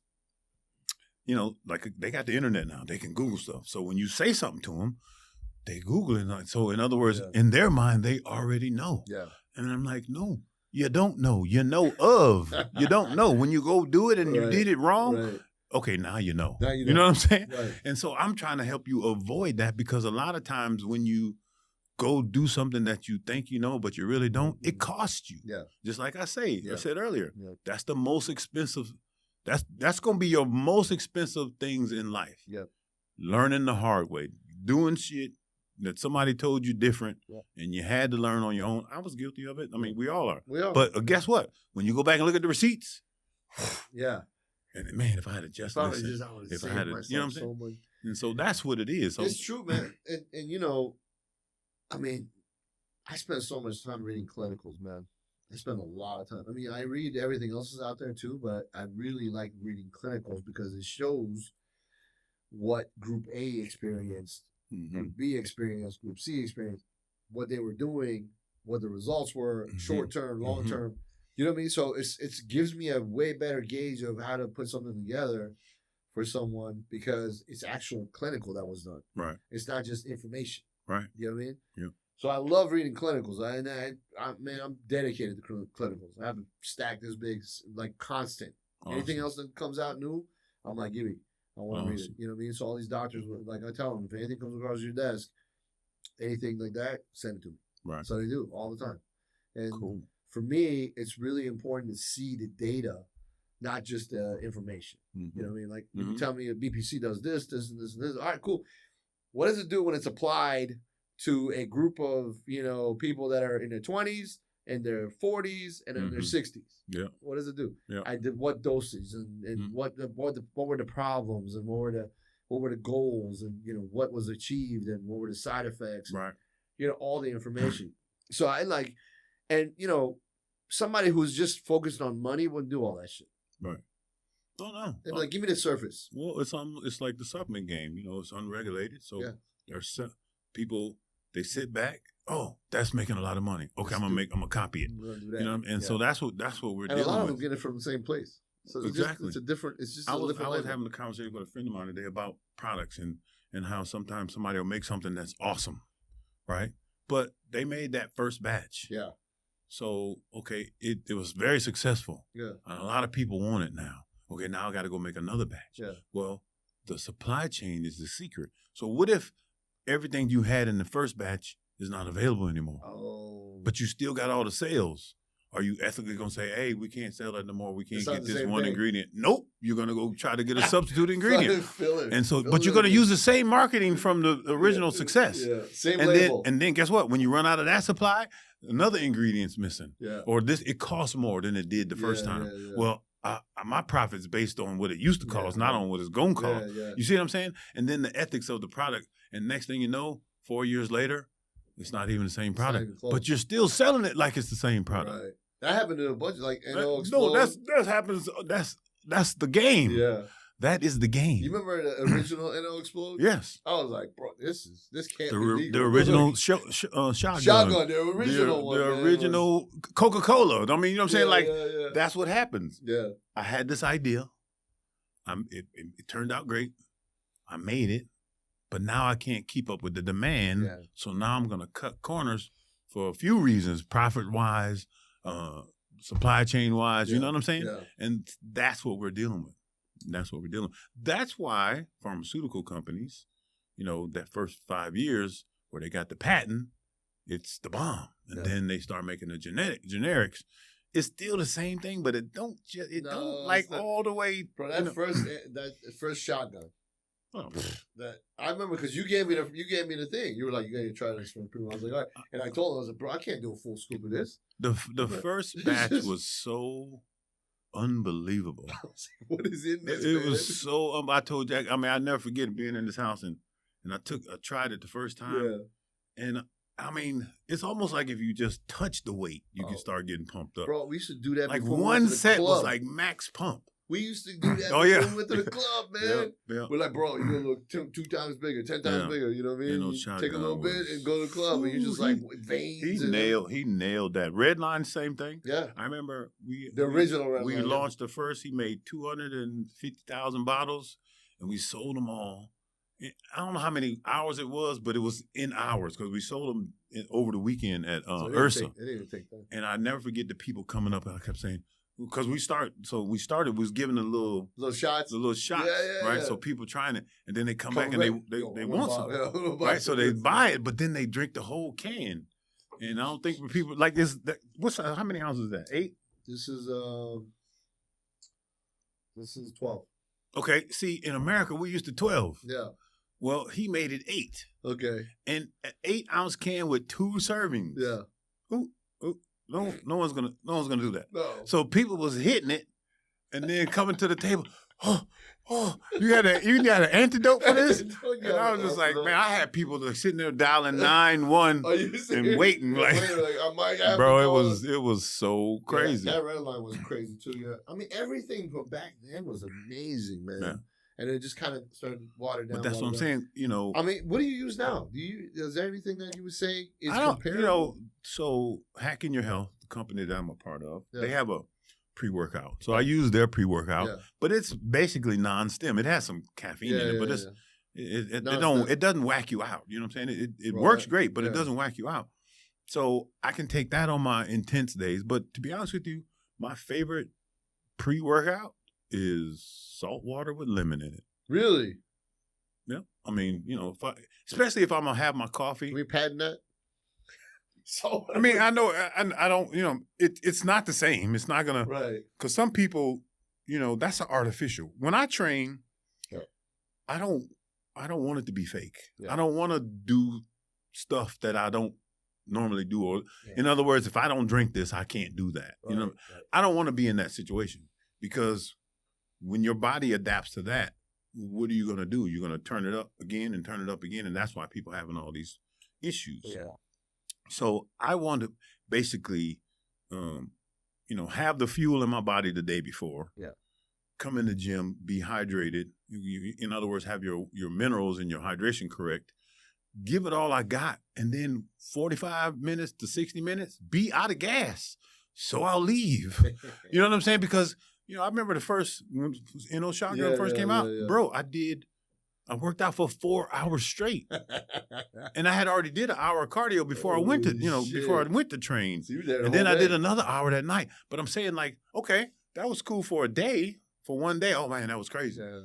But if you start doing that daily, man, you're gonna blow up your heart. You know what I'm saying? Something's gonna give. And so that's what I'm saying. Like, I don't want to create an artificial situation. I want to be in control. I'm very deliberate in my training, so I have to control myself. You know what I'm saying? That's why I don't like overstimulus, because you'll just keep on going and going. You look around and you're like, oh man, I'm still here. Yeah. So. Yeah, that's true. I mean, like, back in the day, it was crazy. You remember Max Muscle? You remember Max Muscle? Mm-hmm. They had their own shit. They didn't last very long, because they had nothing compared to those some crazy things. No. Well, there's very few companies. Jack, I think I'll give Jack his props. And he told me a secret. He ain't doing it no more, but he would use pharmaceutical delivery systems for his products. Mm-hmm. And so, in other words, like, I buy the same caffeine that they buy, but then I put it through this process to make it way more absorbable in the body. I can actually use less, you know what I'm saying, and get more out of it. Yeah. And that's the key. And so I don't know I don't think a lot of companies have, number one, the technology or even the budget, because you got to understand your profit. The more you put into it, the less money you're going to make. Yeah. So. Yeah, I mean, at some point we're going to have our own. Oh, I'm already like. I mean, we have some stuff as far already, as the notes, I'm writing it all down now. I mean, one of those things that we've been setting up is the opportunity to be able to create our own products, and hell, even create a lot of our own ingredients. Especially since, again, we know from experience, not from books and letters and stuff like that. We know from experience what how to. Not just give you what you're taking it for, but to also give you that longevity, which is the whole purpose of what we're doing now. It's all longevity. Back in the day, it was just about how good can you look. Kind of like, I want to create something kind of like Coca-Cola did, where people, you're not even physically addicted anymore. Yeah, you're addicted to branding. Yeah. It's like, you know what I mean? It's like almost psychological. Well, I'd like to create something that actually works, and then be able to graduate to something else that actually works. Yeah. You know what I mean? And so slowly but surely come out with a basic line, and then have maybe a performance line to go with that. You know what I mean? And then just make sure it all make sure it all is, the efficacy is on point, controlling maybe not controlling the supply chain, but making sure the supply chain is on point, so you can deliver the same quality product over and over and over again, year after year after year. That's missing in the industry. Oh yeah, big time, big time. So, I ordered some stuff the other day. What'd you order? It's like wormwood, black walnut hull, cloves. It has a bunch of stuff for parasite cleansing, right? Yeah. So I know have experience with all those herbs. So I ordered it, and they had it on sale like 5. It's like 250 soft gels, right? Yeah. And you buy 2 get 2 free. I'm like, so I ordered it. Comes to the house, and so I'm kind of anal. So I take a couple of the capsules and I bite them and bite into them, and it's just nothing. It's oil. There's nothing.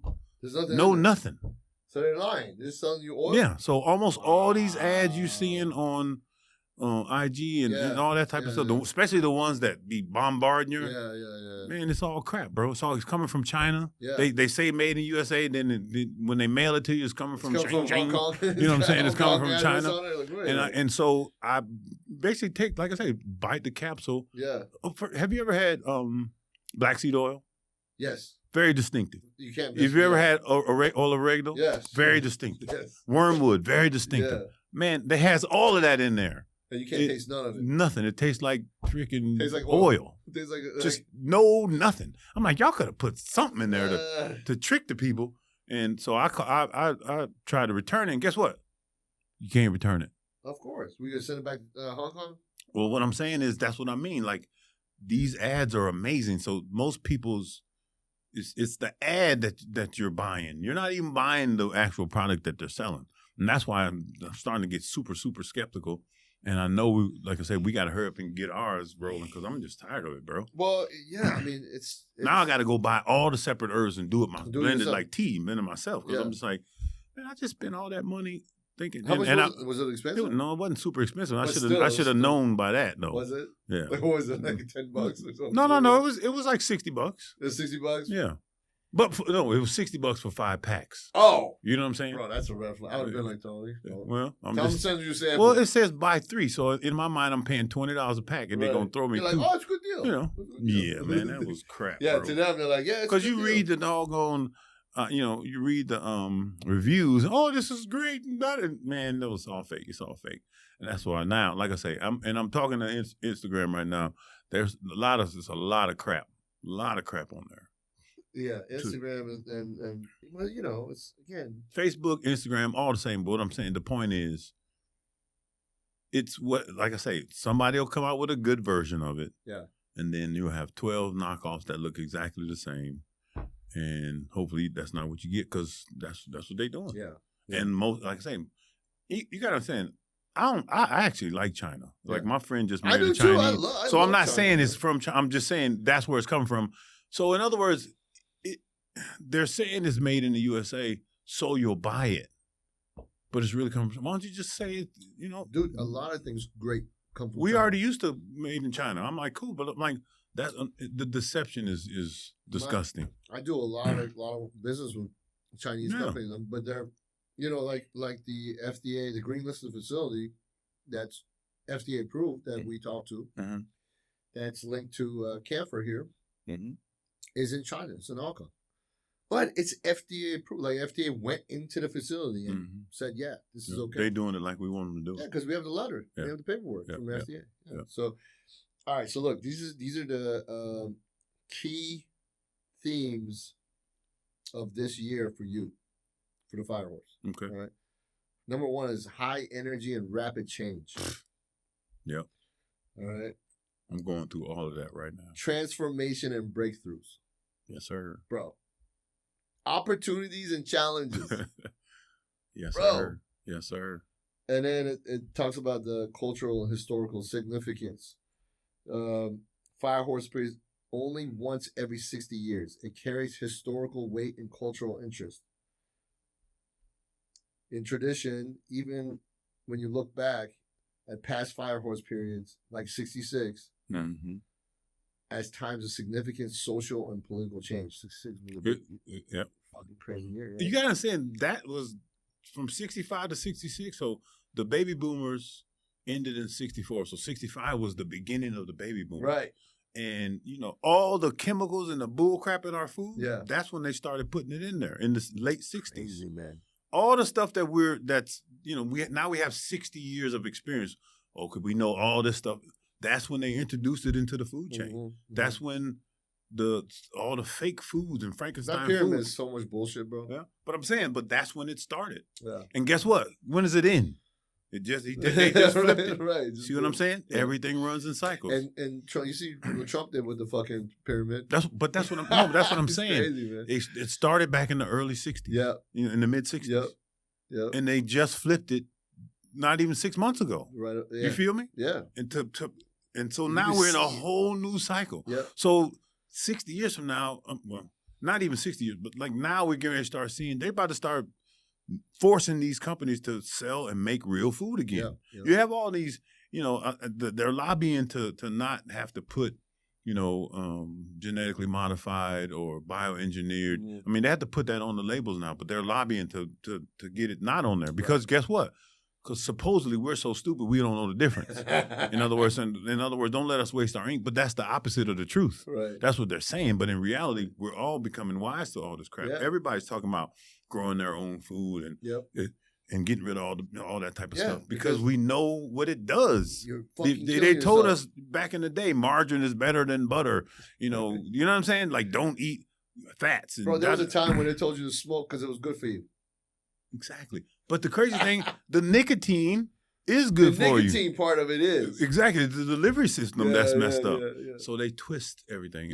Like I tell people all the time, 99% of the truth is still a lie. Yeah. And that's what they're getting us on. It's the details, the fine print. Yeah. When you get a new iPhone and you had to push, I agree.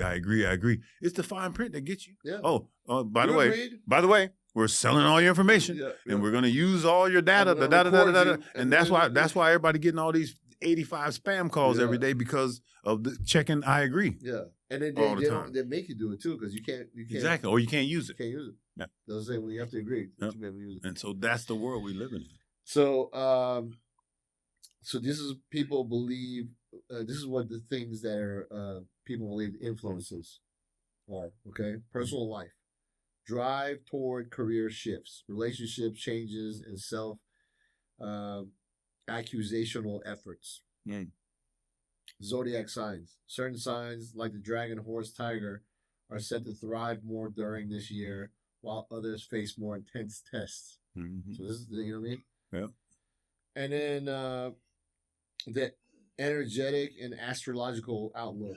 Traditional astrology and feng shui interpretations emphasize balancing the strong fire energy to avoid burnout on tension. Interesting. Well, if right now, so everybody born in 1966 is a fire horse. Yeah. And, now now that the fire horse is kicked in, you're going to have all the different signs and G33 calls them, he calls it the regular zodiac. Yeah. He calls that like woman astrology or female astrology or whatever. But now you have what's coming up next. Capricorn, all the different Capricorn, Gemini, Taurus, all that type of stuff. Now that's coming. So you add the fire horse energy to whatever, because we're born under the sign of Virgo. Yeah. So now you add those two together. Yep. And just one. It's like you're making an atomic bomb. And so mine are the same. I'm an Earth horse. Personal growth and transformation, leadership and visibility, which is crazy. Leadership and visibility is a crazy one because we did stuff that we got coming up. Yeah. And then the leadership part, putting we're looking for offices and all that stuff. That part of it was crazy. Yeah. And then challenges alongside opportunity. I mean, always. Yeah. I mean, it's so crazy when you read like these things. And, because it's based on the energy of where everything in the sky is. Where the stars are, where the sun and moon, all that type of stuff. Yeah. And when you think about it, so 60 years ago, the sun and the moon and the stars were in the same position that they are right now. Yeah. And it hasn't been since then. Yeah. You see what I'm saying? So like crazy. That is wild, bro. That alone is crazy. I mean, forget about all those stuff. That also just lets you know we're not hurling through the universe, randomly all over. Miles an hour. Yeah, exactly, in all different directions. Everything is set on a cycle, and it repeats itself. Right. Or it's cyclical. It repeats itself. Yeah. And we can't do nothing about it. Yeah. So you can participate or experience it without knowing what's going on. That's right, man. So I know you've thought about this a lot, about this year. Like, what are the things that you're gonna focus in on? Really, the things that stand out for you. So I'm setting up everything for my family, my lineage. Once you turn 50, you realize even if you live to 100, you're at halftime of your life. Mm-hmm. So, and they say we got 70 is normal. So really, I'm almost in the fourth quarter. Yeah. So I can't afford to make mistakes, although I'm going to make mistakes. But I'm saying they're going to be costly, or I can minimize them from knowing. You know what I'm saying, and preparing. And so I'm preparing. My everything to leave to my kids, my sons, and their kids, and so the Bible talks about a man, like our duty is to leave something for our children's children. Right. And so that's what I'm focused on. I'm not really focused on myself for what I want to gain, but I want to focus on myself because the better I am, the better I can be. Right. You know what I mean? So that's really what I'm doing. It starts with my health. I'm removing things. I literally pray, Father, bring the people in my life and the opportunities in my life that's for me, from you, and remove the people and the things that are not for me and not from you.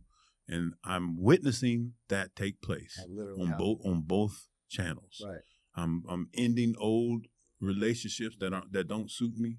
I went through my refrigerator, my cabinets, and I'm throwing out all the stuff. If it's out of date or I ain't use it, I'm saying, going in my closet, getting rid of all the clothes, you know what I'm saying? Stuff, man. And I'm just I'm like preparing myself because I know I'm about to be heavily blessed. Yeah. Number one, because I deserve it. I'm worthy. I prepared for this. I put forth the effort to get to this point. And, I had to go almost to zero so I can to humble myself to really think like this. And so now I'm setting up everything for my kids. I'm communicating with them. I'm not really telling them exactly what's up because it doesn't really mean nothing right now. Until it's done, it's just talk. Yeah. So that's what I'm focusing on being the best possible me inside and out, whatever it takes, using all my knowledge, wisdom, resources to just focus and prepare and be ready, but also be aware that I know that if I'm going to do anything great, this is the year to get it done. It's going to catapult it. Yeah. I'm the same way, man. Like I reflect on a lot of stuff, when I'm alone, and I just try to be really real with myself, which was the opposite of how I used to be when I thought I can run shit myself. I don't need God. I can just run it myself. I got this. Oh, yeah, exactly. But it's funny because now I can look back and say, God, you were lying to yourself left and right, bro. Yeah. What are you doing? You know what I mean? Yeah.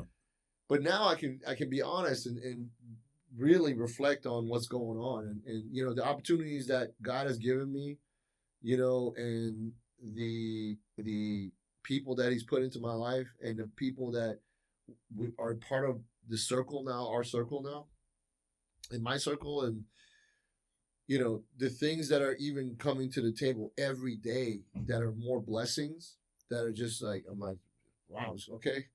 So as it comes, I'm just like, okay. But at the same time, I'm doing the same thing. I'm purging all of the bad stuff out. You know what I mean? Like you said, the clothes thing. I was literally in my closet this morning. I was like, all right, I gotta get a bag and get rid of all this shit. They just sit here. Yeah. They've been here. It's just cluttering up space. And, who knows what the fuck there might be something from back in the day that's carrying some kind of bad energy. It's just sitting in my closet right now. That's the reason to get rid of it. Do you know like what I say, it's just sitting there collecting dust. Literally collecting dust. They literally had dust on. Like I had shirts in there and they were like dust on it. I'm like, why is this here? You know what I mean? And for me, going from a person that was locked into buying things and cars and whatever, having these kind of watches and these kind of cars and this kind of home, all that shit. Go from that to realizing that everything I do going forward is not for me. Is to leave for my family. Yeah. You know what I mean? Like everything. Like I don't need anything. Like I don't need. But what I want, what I need, is to know that they're okay. Yep. What I need is to know that my purpose to do what I'm doing is serving my family, and it's also serving the people we help on a daily basis with what we do, in the health space. You know what I mean? And then now with the opportunity to be able to go and help, a whole nation, right, is unbelievable, first of all, and it's crazy, and I love it. And I got contacted this morning about going and speaking at a doctor's conference. I told you about this, remember? So they called me this morning to go to a doctor's conference and speak about peptides.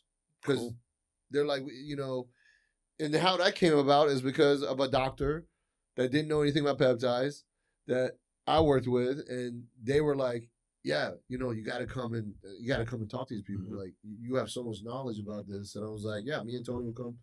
We'll talk about it. I was like, there's things that, Toney can talk about that, I'm the application dude. You know what I'm saying? But I'm just saying, I'm like, the two of us teamed up, you know what I mean? It's like, people are going to learn something. They're going to leave that place with a whole bunch of great information and a direction to take as well. You know what I mean? So, but like all of these things that are happening, these are not things we're like chasing after. No. Like literally, guys, like, all right, cool. You guys passed this test. Okay, here's. That's what I feel like. I feel like I'm graduating. That's what it is, man. Because like I said, the same trials and tribulations. Well, I've seen this movie before. Okay, cool. You know what I'm saying? And you can make the proper decision. You're not basing it on emotion. You're basing it on, knowledge and wisdom. So. Yeah, end of the day, man, it's people have to, at some point, I believe everybody realizes that the purpose of them being here is to make this place better. Mm-hmm. And you got to figure out what it is that you can offer that makes this place better. Yeah. You know what I mean? We're electric spiritual beings that are having a human experience. It's not the other way around. Yeah. As you get, I think, well, nowadays younger people are really starting to tap into it, but when you get older, it almost like meets you. Like, okay, it is what it is. You know what I mean? What so you start feeling mortal, and when the body starts deteriorating and stuff like that. And then you say, well, man, I used to do this, I used to do that, and now I'm feeling the pain from all those things. Yeah. So you come to terms like, man, I can't do that no more. Like the weed thing for me, like that was a struggle. Dude, you every day. Every day, all day. Like all day, you know what I'm saying? Yeah. And now it's just like, that just doesn't serve me. And I love cannabis, but like, I'm like, it's not serving me. Yeah. So it makes it, I won't say easy, but it just makes it a moot point. Like, you just move off. Especially because it's crap these days anyway. But it's not even the real shit. But like everything else. You know what I'm saying? Like now it's like I'm more focused on making sure my water is clean, and I'm eating. Making sure I'm making sure I'm getting rid of the pesticides, and you know what I'm saying. Those type of things are more important. Yeah. So it's I think if people just did that and realized their potential to make great things happen in this world and touch a lot of people and in a positive way where it makes the earth grow as a community, then I think it would be amazing. I know that's not realistic, but at least if some people hear this and go, well, let me see what potential is. You know what I mean? Yeah. It's still good. It's still good. Like I say, I was listening to Jim Rohn today, and he was like that personal improvement. Like if you get better, then everything around you gets better. So that's, like I said, that's what I'm focused on. You get better, you can serve better. That's 100% correct. Yep. So I had a dream about bodybuilding, and in the dream, I started saying, man, I think I want to get serious again. Right. That was one night. Yeah, that was one night. Okay. I mean, in the dream, my muscles was coming back, blah, blah, whatever. Yeah. The dream was, I asked myself the question about going back that route because people ask me all the time. Well, the next night, I had a dream that I was at a bodybuilding show and Cedric McMillan was competing. Cedric's passed now. Yeah. I thought that was some significance in that. And it was just, I was helping the guys, right? Yeah. And they canceled the show, right? And then they tried to cancel me. And they said the reason why they canceled the show is because these guys didn't look good and it was my fault. Oh. And like, but not just a few people. In my dream, everybody. I was getting bombarded. Like literally everyone was turned against me trying to cancel me. I'm trying to escape. I'm going there. And it's so crazy too because normally I wake myself up out of the dream, but I didn't. I just went through it and it felt like hours. I mean, it was so crazy. Is that when Kelly came and like woke you up? So towards the end of the dream, I was escaping all the madness and I'm astral projecting. So I'm like flying over all the bull crap. Yeah. And she comes and she kisses me because she gets up and leaves the house early in the morning. She kisses me and I'm like in my dream and I don't want to come out. So I kiss her and say bye. And she leaves and I go right back into the dream. Bro, it was so crazy. That's crazy. But I woke up saying, oh, hell no. I ain't going back to that. You know what I'm saying? So it was just, I don't know if my subconscious, because my subconscious was trying to make me almost tempt me to do that, and then it came right back. I was like, that was a test, nah, that's gone. Yeah, you know what I mean. Yeah. I'm still a fan. I'll probably be at the Arnold and probably go to the Olympia. I'm still a fan. Love the game, but as far as participating, no. I will assist people. I don't really care to work with competitors. Yeah, because personally, I'm not gonna push you to do that because I already know what that. Because I tell you, even if you win, what have you really done? What did you win? You've drawn more attention to yourself. You've made yourself more addicted to the situation. Yeah. And let's just say, like, if you're doing it for money, like Andrew, I'm rooting for him. Yeah. Because $750,000 is the first prize this year. Is it? Yeah. Wow. What was it? How much was it when you were like 150? Like, no, I think the last Arnold I did was 250. Was it 250? 200 or 250? Yeah. Now it's 750. Wow. I mean, to say that makes a brother want to go. I'm like, damn. Okay, I'll do one more time. But I'm just like, I can't even imagine the mindset of the prep when you know the prize is $750,000 and you're one of the favorites. I mean, so you're gonna be up there anyway, top 3. Yeah, yeah. So I mean, it's probably gonna be. So what's gonna suck though is it's gonna be $750 for first prize, and then second prize will probably be $200 at the most. Probably be $100, $150. All of it is in the first prize. Because normally it was like $250, $100, like then 75, then 50. Yeah. So it's gonna be a huge drop off from the 750. So, you know, they're going to be damn near about to kill each other. They might actually. They ain't going from like 750 to 500. You know what I mean? No, heck no. It's going to go from 750 down to 200 if they lucky. Maybe. 250 maybe. Right. If they went 750, 500, I'd be completely shocked. But I don't think. Matter of fact, I'm almost positive that's the way the Arnold does it. They pretty much winner. It's almost winner take all. They give the top 5 a little something. Yeah, here you go. See you next year. Thanks for showing up. But somebody gonna leave there smiling and somebody gonna leave there crying. Somebody be pissed. So holy shit, man. Yeah. That's 750. Wow. That's exactly. That's so much more. Yeah. So I can't even, like I say, we was going all out for 250. I mean, the Olympia got up to, I think 300 by when I was still in, and then it went to 400, and then 500, and then he made it 600 like a few years ago.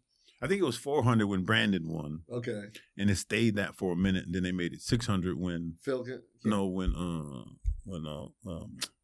won. Oh, Samson. Okay. They made it 600. Oh, okay. Which lit a fire in the Hottie and Derek and all the other ones. You know what I'm saying? And then Arnold's like, well, Joe's gone, Lorimer's gone. I'm going 750. So, Arnold's great. I mean, Arnold, I think with him, you know, he's getting older. And he's got all the money in the world. He's probably going to go. He's almost 80 now. He's like 78, 79. Yeah, but, you know, even, bro, by the way, he even talks about BPC 157, TV, all the peptides. Well, I mean, there are ways that currently exist where you can knock 20 years off your biological age. Yep. I mean, it's going to cost you some dollars, and, you know, it is a lifestyle flip, but that technology is available. It's available. Like if you have enough money, you can get it. You could get it. And so now it's like make as much money as you can. Yep. And tap into that type of situation. Yep. So you could be here longer to enjoy that money. Because I mean, what's the purpose of, hustling, driving yourself crazy, turning 65, retiring, and then be out of here by early 70s? Now you're fucking bored. You know what I'm saying? Yeah, but, yeah, exactly. What am I going to do? You lose your sense of purpose. You got to have something. You got to the end of time, to your last breath. You got to have purpose. Yeah. So we have no control over our lifespan. Yeah. But our health span is basically our responsibility. Yeah. Your health is your responsibility. Doctors can't save you. As a matter of fact, they ain't even trying to heal you. They're treating they're treating your complaints. Yeah. They're not trying to overall make you whole again. Yeah, you know what I'm saying? They're just making you feel Oh, better. you got cancer? I'm going to cut that out. And I'm going to cut or burn it out. Oh, you got diabetes? Oh, here goes some metformin and some insulin. Yeah. Nope. That's old hat. Now you take these resources that are available, that have been proven, and a lot of them are very, very safe. Yeah. But it requires consistency and action. Right. And so now we've made you aware. We've provided you all the resources and all the data and information and the knowledge and the wisdom, but you still are responsible to execute. Yeah. It's on you. Yeah. It's on you. It's true. I mean, I tell that to people every day when I talk to them. I'm like, look, your doctor wants to make you feel better. They're not going to make you better. No. They're not going to make you better. They're going to make you feel better, mm-hmm. and then you're going to be back in a couple of weeks or your numbers months. are fit inside this little category. Yeah. You're good. Yeah. Somebody was like, how many people have went to the doctor and the doctor says, oh, you're good. You're Keep doing what you're doing. Then they walk out and drop dead. My favorite is you're in range. Yes. That's my favorite. Oh, yeah, you're in range. How the fuck, explain this to me, man. How the fuck can you test someone's testosterone? And the range is from 350 to 1100. I think it's like 280. Well, it's depending 280 on depending on if it's LabCorp request or in-house or whatever, right? So let's just say 280, right? Mm-hmm. 280 to 1100. So if your number is anywhere in there, you're in range, you don't need anything. You should just go home. Like what you're feeling is in your head. Mm-hmm. Meanwhile, they got no energy. They're putting on fat, can't put on muscle. They brain fog, the dick don't work, the libido shit. They're depressed. I'm like, well, first of all, you just checked off every box that tells me that it doesn't mean that number doesn't mean shit. And the number, it depends on the individual. Dude, I've had people that had like an 800 on their testosterone, but they checked off all those boxes I just said. Yeah. Well, a lot of them, if they're on testosterone, they took the shot and then they got tested. Yeah. I'll tell you a funny ass story. My boy Jason took a shot. He went and got tested. He sent me a picture of it. I'll send it to you. His number came out at 5,300. Oh, wow. Okay, so he calls me up. He's laughing. He's like, hey, man, my doctor thinks I should have died 14 times today. Oh, wow. I'm like, well, yeah, if your number is really 5,300, when did you take your shot? He's like, I took it last night, and then I took the blood test this morning. I'm like, bro, that's why. That's sipping. That ain't I'm like, you ain't walking around 5,300, man. You'd be a fucking caveman. Wow. Like, chipping off rocks, man. Yeah. You know what I mean? And so he laughed. And I was like, did you tell your doctor you took a shot the night before? He's like, no. I was like, call him and tell him. So he called the doctor. Was like, oh, okay. Well, that's right. He's like, I thought the machine was broken. Right. I thought it was an error on the thing. I was like, yeah. You're supposed to get off for like 10 days. Yeah. 12 days. So you can know where you're really at. Right. And that's what people do. Like a lot of these clinics will do blood work while they're fucking or like they have the pellets in. Or you know what I mean? I'm like, well, that's not your real number. Right. Your real number is when you're off of everything and you go get your blood work done. Then you know what your enzymes are. Them numbers are scary. But yeah, then you're like, oh, it was 47. Get right back on it. Yeah. You know what I mean? Yeah. I mean, and that's the thing. Like, really, the metabolic. I mean, you should know if you're on TRT or TOT and HRT, anything.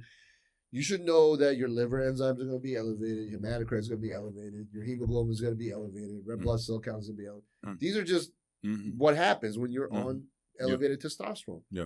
You know what I mean? Your estradiol is going to be elevated unless you're taking an estrogen inhibitor. Yeah. like this is just part of the game.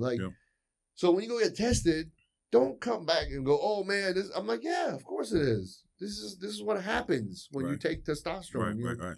pushing your testosterone up. This is all conducive to that. You know what I mean? But their doctors don't even explain that to them. Mm-mm. Well, a lot of doctors aren't even aware of that either. They don't even know what I just said. Because they're focused on the number anyway. Yeah. So. Yeah. They want to know what that number is. So, anyway, I'm excited to be able to help these people with stuff, especially things like that. You know, I think, with us being able to produce more content that's related to specific things like that, I think it would be great for people, not just people, but even going to these conferences and talking to the doctors. Yeah. I think it would even help the doctors look into things more. You know? Ask the right questions. Right, you know what I mean? Like kind of open up their mind where, wait, okay, well, let me dive in a little bit more than just what's on the surface. Yeah. And get things going that way. So, this year is going to be insane, man. It's already, bro. It's just I won't say I feel like I can't lose, but I feel you'd have to lose yourself. You know what I'm saying? Like I can drop the ball. You'd have to, You'd have but to. I would almost say that's your fault. You knew better. It would have to be. It would have to be you. And I don't think I seen how locked in you were this year. I don't see that happen.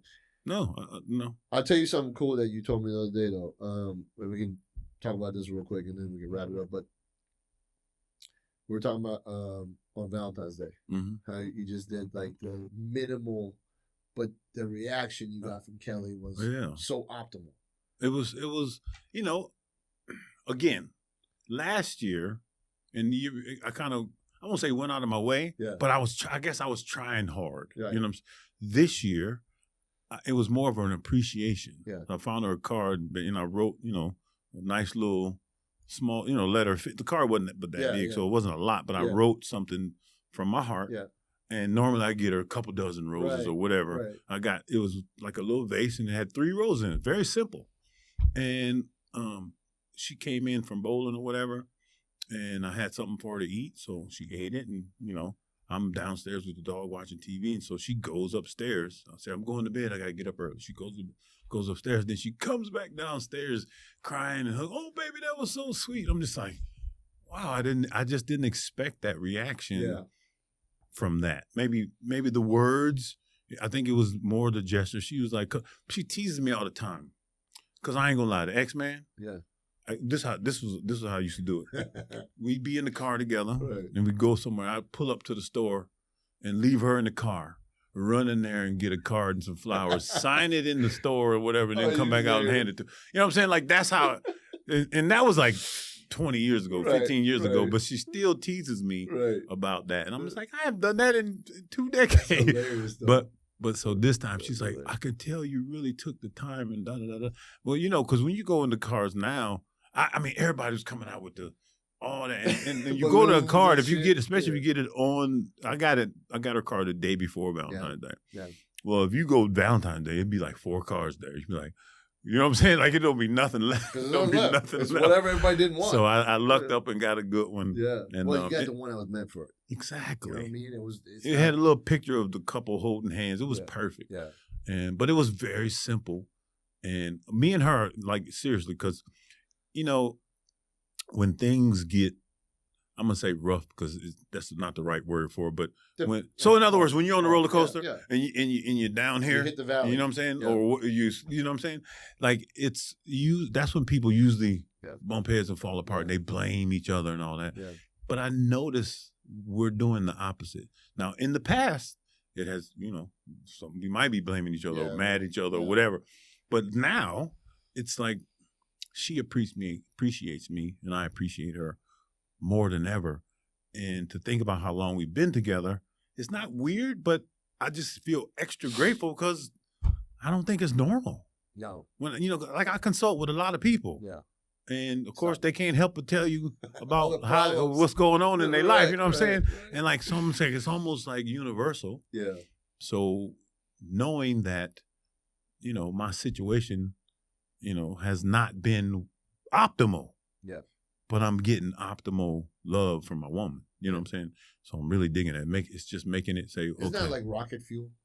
Just like rocket fuel, bro. It's the only way I can explain it. It's like rocket fuel. It's like rocket fuel. It really makes me want to do more when I'm already trying to do more. Yeah. You know what I'm saying? It doesn't deflate me and make me say, I'm not even appreciated. No, that's what I'm saying. That's what. So when I had to start life again over and go live in my parents' house in my 30s, right? I was like, oh, this, that's a mind fuck. Mm-hmm. From somebody who's been successful and in my culture, it's okay. I mean, that's what you do anyway. You got to start. You hit a bump, you go back to your family, and you figure it out, and you get them. They push you, and Well, when I went there and I had to figure out what to do when I was starting this business, the peptide business, right? My girl was the rocket fuel. She was the rocket fuel, man. Like, I mean, if I needed rocket fuel, and at a time in my life, that was it. I needed that fucking rocket fuel. And when they say, when you have the right woman, it just elevates you. You know what I mean? Like, it multiplies you, bro. Like, there was nothing you could give me or buy me or jewelry, whatever, that would replace that energy that I received from her to build myself, but not build myself for myself. Build myself for them. You know what I mean? And create something to give to them from that. And the only components of that rocket fuel is appreciation. That's it. And it's love and it's intimacy. Intimacy as in, not as in just sex, but intimacy as in, they come up and they just hug you. That's it. Say, I love you. I'm proud of you. I got your back. That's it, man.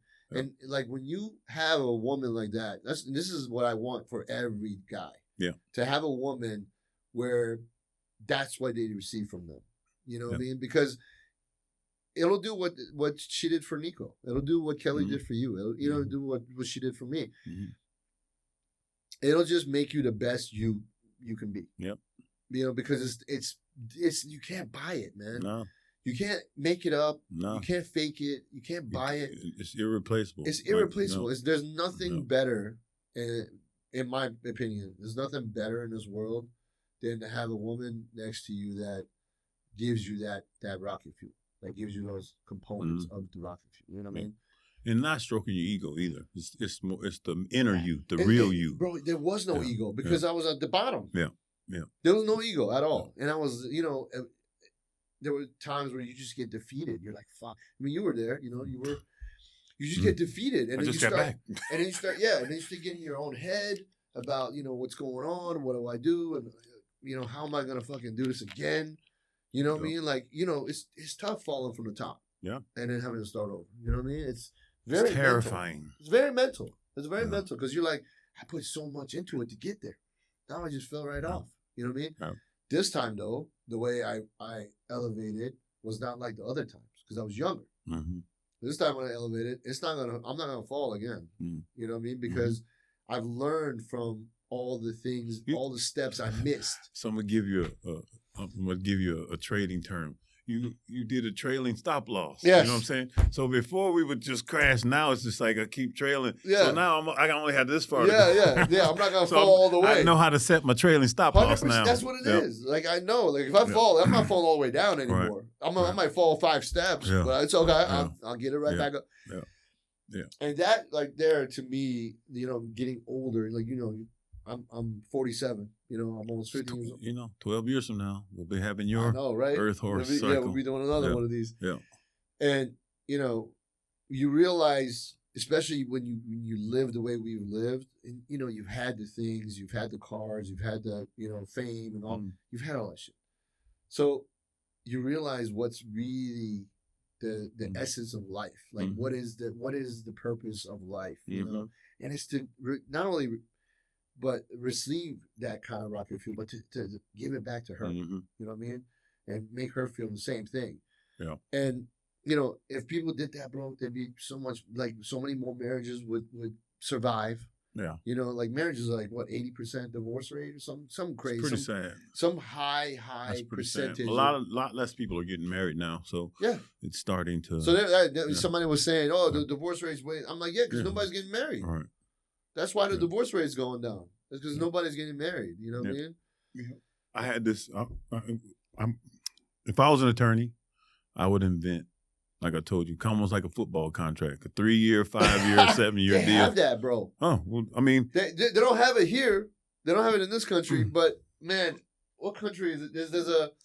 It's either a Middle Eastern or India or something like that. They have a contract. They have a 30-day marriage contract you could literally sign. And at the end of 30, you can be like, okay, I want to stay in. I want to renew the contract. Or, well, I mean, because that's what it's done. It's come to that. Fucking crazy, bro. But so you write down all the things, and then you put some incentives in there. Yeah. But you didn't. So I'm gonna have to cut you, bro. That literally they. I'm not gonna re-sign you, babe. You go to the. Have you heard of this, Chase? Bro, I'm not kidding you. This is a contract year. Real shit. You guys can go look it up. Whenever you're in the contract year, you get extra head, all the food. Yeah, right. Food, you know what I'm saying? All the things. Like every day, every morning, you have to wake up. I got to get this contract. Right. So. Exactly. But, it's so crazy you said that because it exists, actually. Well, but again, of course, it's going to exist in a country like that. Like a Middle Eastern country. I can see that being a thing in the future. Yeah. We don't really know. We're going to try it out. We're going to give you a 1-year deal.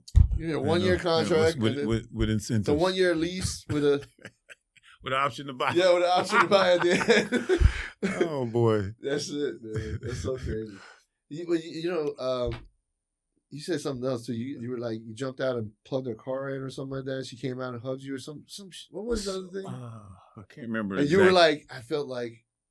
It's just... What was that? I don't remember. It was something like that. It was something where we were charging the cars together. Yeah. But like I say, bro, again, I've been with Kelly since 1992, bro. Man. You know what I'm saying? Like, so to get that, she's went through a whole bunch of changes, and now she looks like that. I mean, I think she probably weighs about 117. Yeah. When we first got together, she was like a $105. Yeah. But she's in that same. I mean, it's almost the same chick. It's crazy, except for we have 33 years, 34 years of experience together. Yeah. But it's so crazy because I remember when you guys hit that wall where you were elevating and she wasn't. Mm-hmm. And then I was getting sad. It was like this because I'm like, am I gonna have to just, the way that I set our life up anyway. So I've already put it on paper. That she gets 51%. Right. Like you know what I'm saying. It's already on paper. Right. But now I want her to have it all. You know what I mean? Now it's just 100. Yeah. So now I'm just basically focused on making the pie bigger. Yeah. You know what I'm saying? And being around because. Like I say, I'm focused on my health span. I have no control over my lifespan. I want to be healthy so I can be the man that she needs. You know. Again, I take that back. I don't really have a fear because of how we did it.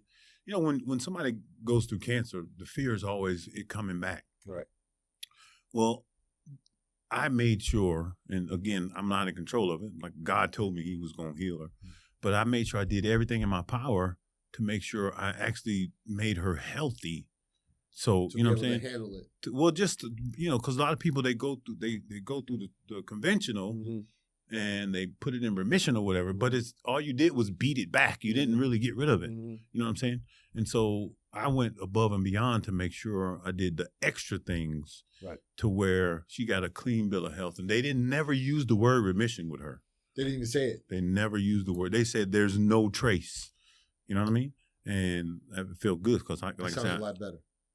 It's way better. It's way better. I'm telling you, the surgeon, everybody, they was just like, wow, this is like an exceptional result. Right. Like we can't even, this ain't even nothing that we would ever expect. And I mean, even the best case scenario. But like I say, no one's. I was consulting with my client yesterday. She's like, I'm crazy. I said, you ain't crazier than me. Yeah. You ain't more over the top than me. Trust and believe. I said, I'm happy that you were like that too. But I said, but we're different. We're different. We're different. I'm different. So, but So again, gratitude. Yeah. And gratefulness, and like I said, I have foresight. Like again, can't control tomorrow. Yeah. But I know if I wake up every day and do my part, this is gonna be one hell of a year. Oh hell yeah, man. Well, when whatever you did, it flipped a switch. Yeah. For her. Yeah, it did. Like it was like you were like this, and she was here. She used the words. She said, "I gotta up my game." That's what she said. Just so I can. Yeah. Just so. She said, "I see you. I see what you're doing. Wow. And she said, I got to up my game. Because she started doing those things. And I'm like, what you dude, doing? I remember, man. She we was like, were talking about I'm up in my game. I see what's going on. Yeah. So I could picture her saying it just like and you that know too. how she is anyway. Yeah. Well, it's a blessing, man. I'm glad, dude. Makes me happy to know that, your story with her keeps on going. Yeah. Because I mean, and it it's ain't fun perfect. to know I have somebody who actually, I could say, my boy Toney, he's been married for, forever. Yeah. With the same, and they've been through it all. Since the early 90s. Right. And they've been through it all. And they're like this together. And we was off the chain. You know what I'm saying? So it ain't like we just been not normal too shit. goody two shoes. Right. No. We've been off the chain. Off the chain, yeah. So. Off the chain is still here. Yeah. So it's great, man. We need examples like that. We need I want to be that. Yeah. We need people that have hope and say, okay, no matter what, however it is, you can once you commit, stay locked in. Stay committed. Yeah. Stay committed. It's the only time I say don't stay committed if it's abusive. And if it's mutual to go apart. You know what I'm saying? Yeah, like, if you both realize you've because not all stories are forever. Yeah. And it's not about giving up. It's chapters sometimes, you know what I mean? And if that chapter is ended and it's ended, you guys are just it's not there anymore, then you could, like a human being, have that conversation. Don't tear it down, burn it down. Don't tear it down, burn it down, and cuss each other out and fucking key each other's cars and all kinds of crazy shit. Yeah. Just realize that that's what it is. But also, send off in a positive, loving, just like you guys loved each other for that fucking long. Continue. Just realize it's not going to continue in that manner anymore. Right. You know what I mean? Like, it doesn't have to be a war. Yeah. People think, I broke up, fuck him, fuck her, this, that. No, it doesn't have to be like that. Matter of fact, when it's like that, you carry a bunch of bad shit with you onto and the then next the next person got to hear about it all the time. You know what I mean?